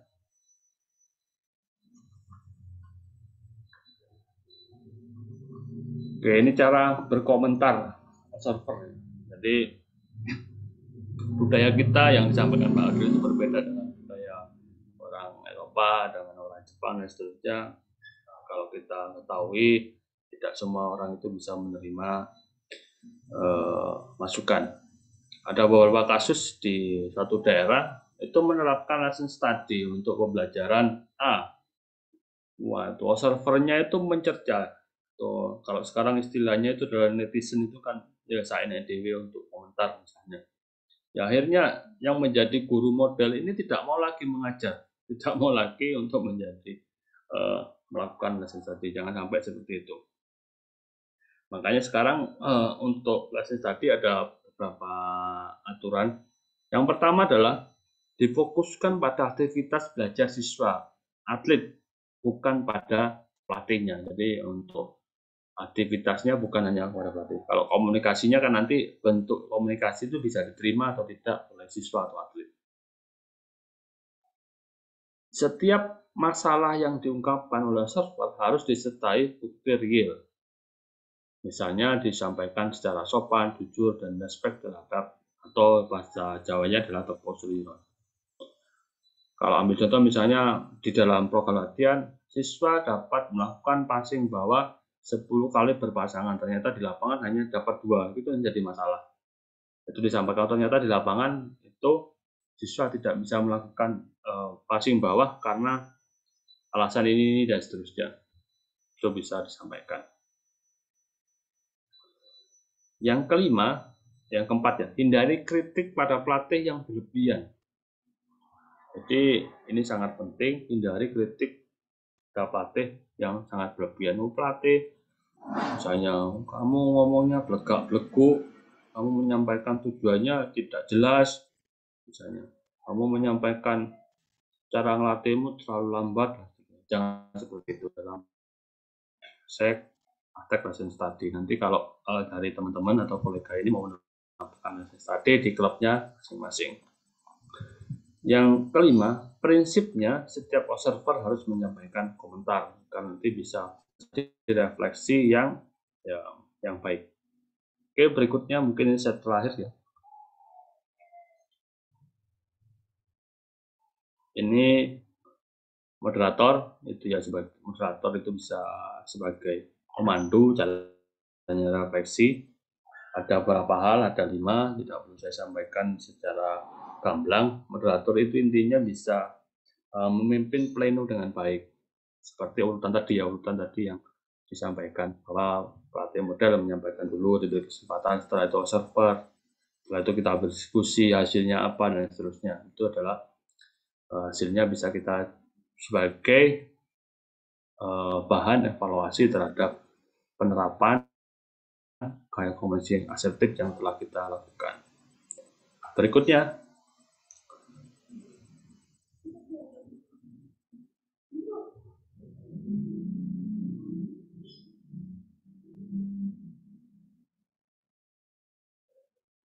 nah ini penting untuk penyempurnaan, ada 5. Yang paling penting yang terakhir adalah apakah lesson study bisa meningkatkan kualitas siswa atau atlet, itu yang paling penting.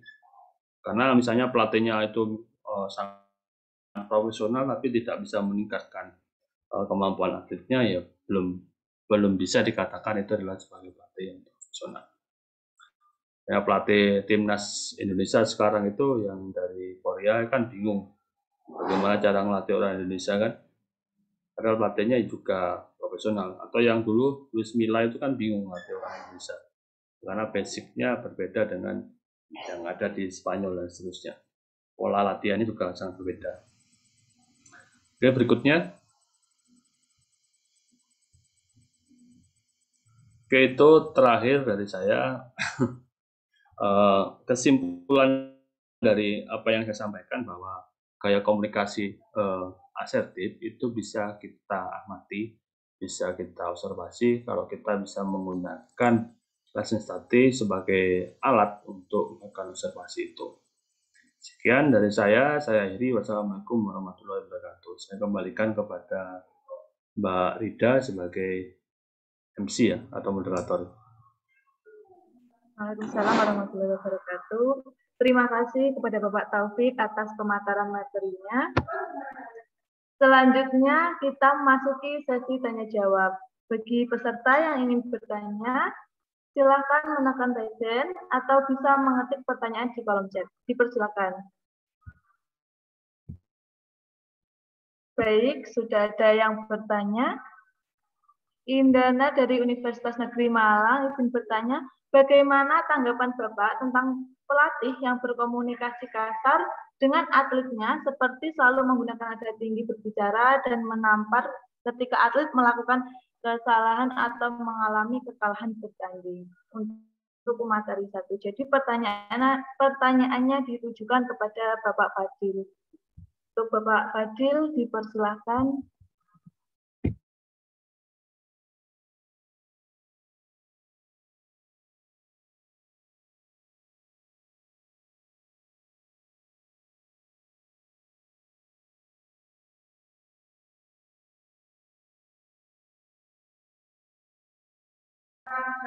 Mungkin dari Bapak Fadil masih berhalangan. Mungkin dari Bapak Taufik bisa disampaikan pendapatnya. Monggo Bapak dipersilakan. Oke, terima kasih pertanyaannya. Akhirnya saya yang jawab. Jadi pertanyaannya adalah dari saudari ya, Indana Pak Intan. Wah, ini Indana itu kan atlet apa kamu, Indana?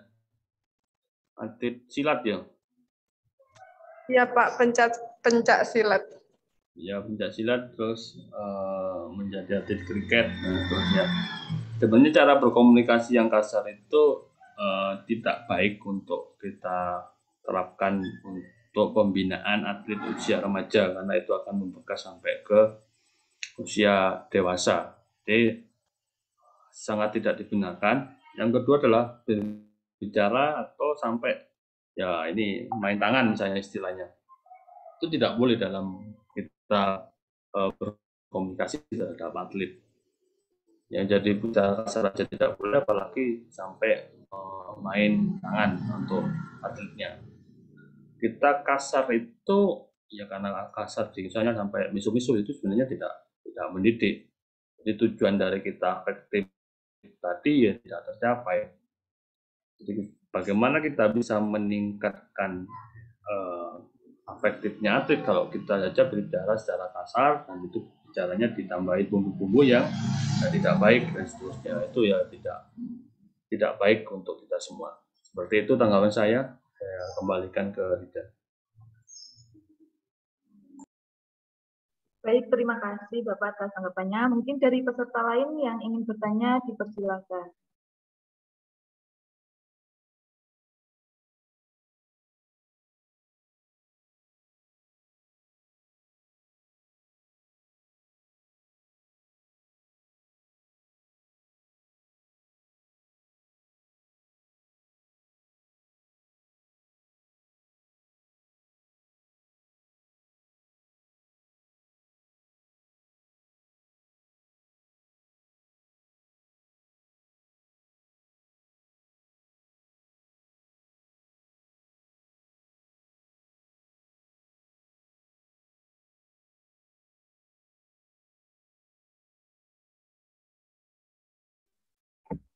Mohon maaf dari sekian webinar yang tentang pelatihan komunikasi asertif, mungkin dari Bapak Taufik selama melatih atau selama menjadi dosen bisa diceritakan pengalamannya selama ini tentang bagaimana komunikasi asertif yang Bapak lakukan. Untuk Bapak Taufik dipersilakan. Oke, untuk komunikasinya karena sekarang itu 2 tahun ini online ya, jadi komunikasinya bisa lewat online. Komunikasi yang kami bangun dengan mahasiswa atau kalau atletnya kan jarang latihan hari ini, jadi atlet kriket itu baru 2 kali latihan minggu ini ya ada latihan. Saya akan bicara tentang apa yang saya alami selama pandemi untuk ngelatih. Jadi komunikasinya sebenarnya saya beri kesempatan untuk komunikasi lewat grup, lewat si Bejar ya. Bejar itu sama dengan learning, bagaimana kita berkomunikasi itu lewat sana. Jadi setiap materi yang saya sampaikan itu secara bisa dikatakan secara asertif itu banyak kesempatan untuk diskusi dan seterusnya. Jadi komunikasinya lewat sana. Saya ambil contoh mata kuliah yang praktek, yang kita tujuannya praktek. Untuk semester ini kebetulan ada mata kuliah praktek yang saya ampuh, yaitu mata kuliah atletik. Komunikasinya bisa beberapa media yang saya gunakan ada e-book, ada videonya sudah ada di YouTube, itu adalah video yang kami buat, ada e-book juga sebagai media latihan atau media. Komunikasinya sangat asertif kalau menurut saya ada grup Telegram yang sewaktu-waktu bisa digunakan. Tapi begini, kasus yang banyak dialami sebagai pelatih atau sebagai guru ya, misalnya itu komunikasi langsung personal chat. Jadi informasinya tidak nyampe. Misalnya mungkin dari Rida dan kawan-kawan ini kalau mau bimbingan ke saya tentang KRS kan dia atau yang dengan bimbingan saya dengan yang ikut mata kuliah saya kalau nggak jelas di grup misalnya dia tanya langsung personal chat, tapi kan informasinya terputus di awal itu ada kontrak perkuliahan, kalau personal chat itu tidak akan dibalas. Itu kan salah satu bagaimana cara kita berkomunikasi secara asertif di pembelajaran. Ya sangat merepotkan misalnya untuk saat ini misalnya saya mengajar di beberapa mata kuliah yang SKS-nya lumayan banyak. Ya, SKS-nya ada 32 SKS, ajar mata kuliah, ada yang teori, ada yang praktek, dan seterusnya. Kalau misalnya dalam satu hari itu menerima 100 chat yang itu tidak secara grup, itu kan kadang kan pertanyaannya sama yang ditanyakan. Kalau via personal chat kan bisa pertanyaan-pertanyaan yang lain. Ya itu ya, jadi komunikasi seperti itu. Itu yang saya terapkan di pembelajaran yang online, atau sekarang kan pelajarannya masih online untuk di kampus. Baik, terima kasih Pak Taufik. Ini mungkin ada pertanyaan serupa dari Eldin, yaitu bagaimana cara untuk membangun komunikasi dengan atlet pada kondisi pandemi saat ini dengan berbeda-beda dan karena proses latihan yang dilakukan terbatas, dan jika menggunakan media biasanya mengalami perbedaan cara baca dari segi atlet maupun pelatih.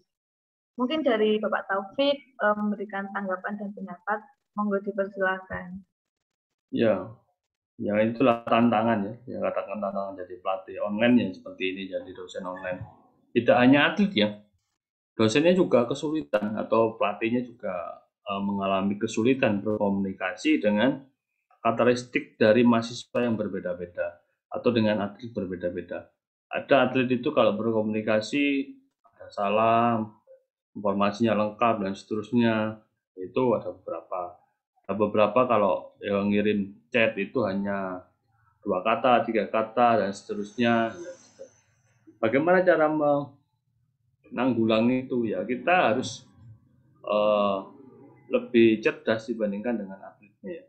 Kemana kita berkomunikasi. Kalau media online Zoom nggak bisa ya kita ajarkan mereka untuk bisa menggunakan media Zoom sebagai komunikasi. Karena ini adalah salah satu ketika pandemi yang kita andalkan.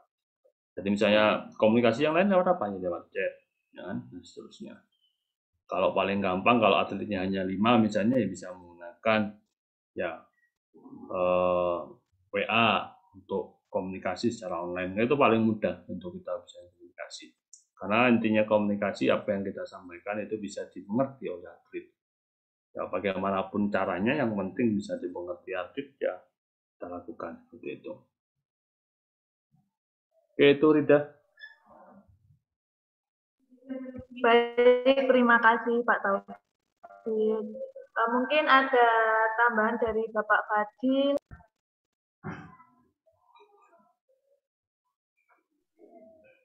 Baik, untuk menunggu Bapak Fadil karena mungkin berhalangan, ini ada pertanyaan lagi dari Andi Anggara. Izin bertanya Bapak dosen, bagaimana cara menyikapi atlet kita apabila diarahkan jawabannya oke dan siap, akan tetapi tidak dilaksanakan? Terima kasih. Mohon tanggapannya Bapak. Gimana ada kalau ini oke dan siap itu? Berarti siapa biasanya? Siapa? Ya, Rida itu komunikasinya siap-siap gitu. Jadi ya kita harus tanya kepada atletnya balik, siapnya itu seberapa? Untuk siap-siap dong, tapi apa yang kita sampaikan tidak. Ya, atletnya itu diberi kesempatan untuk menjelaskan siapnya itu seperti apa. Agar tahu kita itu benar-benar siap atau siap-siap ala ya hanya siap saja. Jadi seperti itu. Jadi kita berikan kesempatan bahwa kepada atlet kita atau siswa kita untuk menjelaskan makna siap dia itu seperti apa agar kita tahu. Ya, yaitu mungkin dialami oleh beberapa orang atau saya sendiri. Kalau hanya jawabannya siap, ya kita bingung siapnya seperti apa. Tapi ternyata dengan dia berkata siap, ya tidak dijalankan. Sama ketika seperti ini misalnya, kita menyampaikan dalam proses latihan secara online menggunakan web meeting. Sudah mantuk-mantuk semua, nggak ada pertanyaan. Setelah itu, belum 5 menit. Ya, dari latihan, nyapa dan seterusnya sudah tanya. Berarti dia belum siap. Kata siap itu hanya di lesan, tapi belum bisa siap secara keseluruhan. Kita ditanya siapnya seberapa. Kalau paling gampang, untuk saat ini atlet diajarkan bagaimana dia bisa mendokumentasikan atau mencatat latihannya sendiri. Misalnya hari ini latihannya paling gampang adalah latihan fisik, sit up 10 kali, push up 10 kali, dia dapat melakukan berapa? Dicatat secara jujur. Samping kita melatih cara berkomunikasi secara tulisan, kita juga melatih kejujuran kepada atlet kita. Jadi dituliskan semua apa yang dia telah lakukan. Ini saya terapkan pada perkuliahan praktek, jadi bagaimana dia mencatat kemampuan dia, latihan dia di rumah secara mandiri, itu ditulis. Mungkin tidak se-efektif itu membantu. Untuk ngirim video sekarang itu lebih banyak ya, jadi video itu bisa digunakan hanya beberapa kali saja. Kalau setiap pertemuan ngirim video ya bisa penuh itu HP atau laptop kita, kalau itu semua dikirim secara video. Tapi kalau kita mau latihan langsung seperti ini lebih gampang. Tapi dengan terbiasa kita mencatat, kita membuat catatan lapangan, itu menjadi kebiasaan dan nanti juga akan tahu, oh ternyata saya minggu ini kurangnya ini, minggu depan harus ditingkatkan tersebut untuk proses latihan.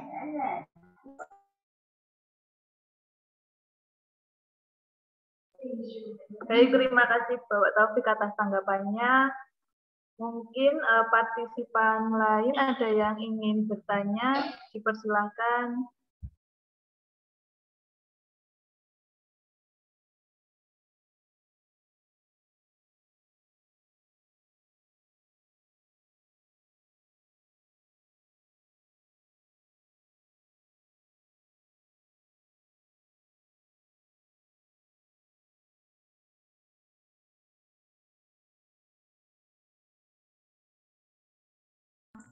Untuk tugas pelatihannya atau tugas pelatihannya bisa dilihat di e-learning. Dalam proses lesson study tadi hanya ke plan ya, kita merencanakan latihan, itu saja tugasnya.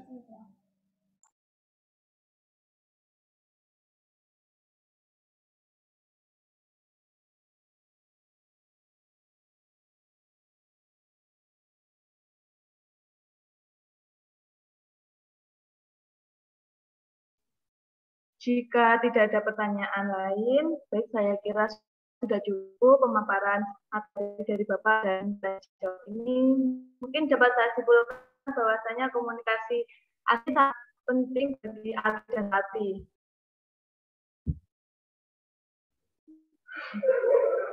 Kami ucapkan terima kasih kepada Bapak Taufik dan terima kasih banyak kepada Bapak Fadil serta seluruh partisipan yang telah mengikuti serangkaian acara dari awal sampai akhir. Saya selaku moderator pamit undur diri dan saya kembalikan ke MC.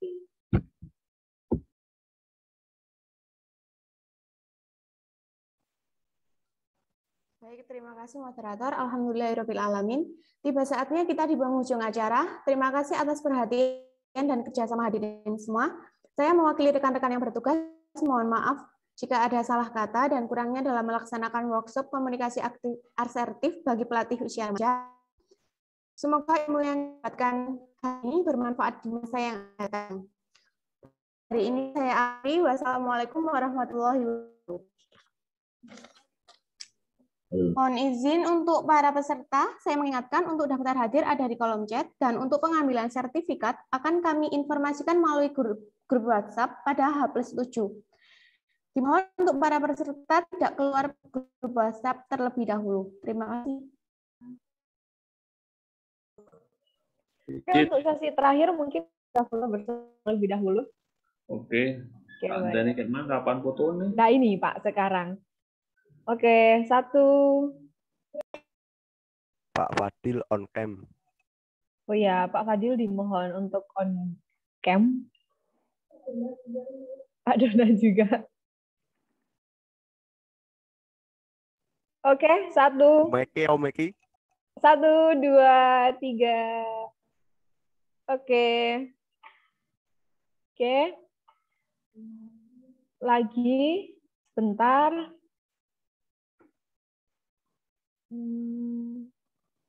Untuk room salah satunya juga 1, 2, 3. Oke, terima kasih.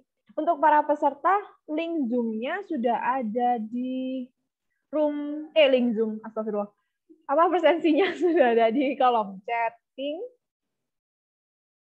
Dan Untuk sertifikatnya akan kami informasikan setelah H+7 dari acara. Seperti itu. Sehingga dimohon untuk seluruh peserta tidak meninggalkan grup WhatsApp terlebih dahulu. Untuk linknya mungkin bisa dikirim lagi ya, tolong. Link presensi. Oke, mohon izin live teman-teman Martia dan peserta. Baik, Pak. Terima kasih banyak, Pak. Sama-sama. Baik. Oke, link presensinya ini masih proses.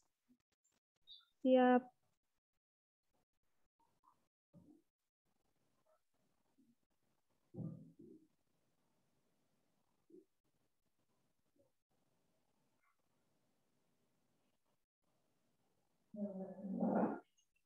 Oke, mengingatkan kembali karena ini acaranya workshop, jadi kan untuk pemaparan materi memang dilakukan secara Zoom meeting. Terus kemudian untuk acara yang lain dilakukan di e-learning karena JS-nya dari 32 JS tersebut harus dipulkan seperti itu, sehingga tetap di e-learning ada beberapa tugas ringan yang bisa dikerjakan. Kemudian untuk pengumpulannya bisa langsung saja dikumpulkan di room e-learning tersebut. Untuk presensi hari ini ada, udah dikirim belum?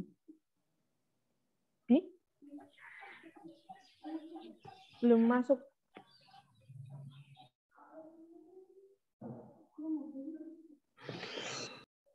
Nanti untuk presensi ini kami kirim di grup sekalian. Kemudian untuk sertifikat, saya mengingatkan sekali lagi, akan kami kirim di grup WhatsApp juga, H+7. Iya, ini masih proses. Karena di sini Wi-Fi-nya lagi ada kendala juga sih. Seperti itu. Mungkin ada yang ditanyakan lagi terkait dengan itu acara.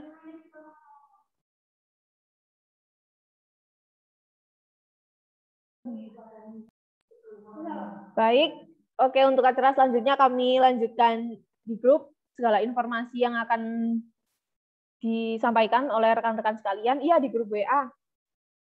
Oke, belum masuk grup WA, Kak. Ini soalnya tadi dikasih link sama... Oh, kalau belum masuk, bisa hubungin sebentar ya.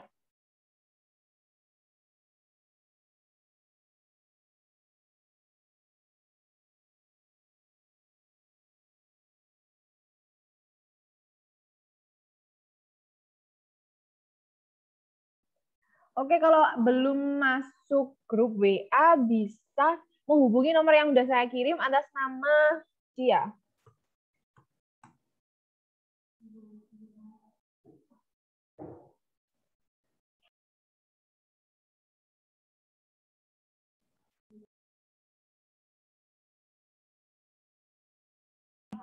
Baik, saya rasa ini sudah cukup. Rekan-rekan sekalian bisa leave dari Zoom meeting hari ini. Terima kasih banyak. Wassalamualaikum warahmatullahi wabarakatuh. Waalaikumsalam warahmatullahi wabarakatuh.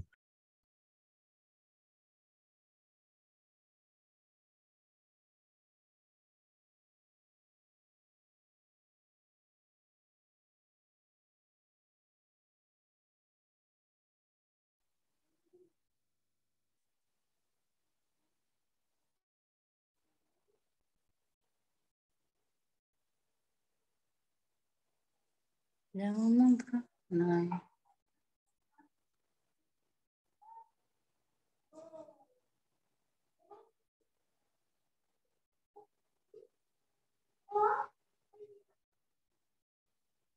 Ya, guys.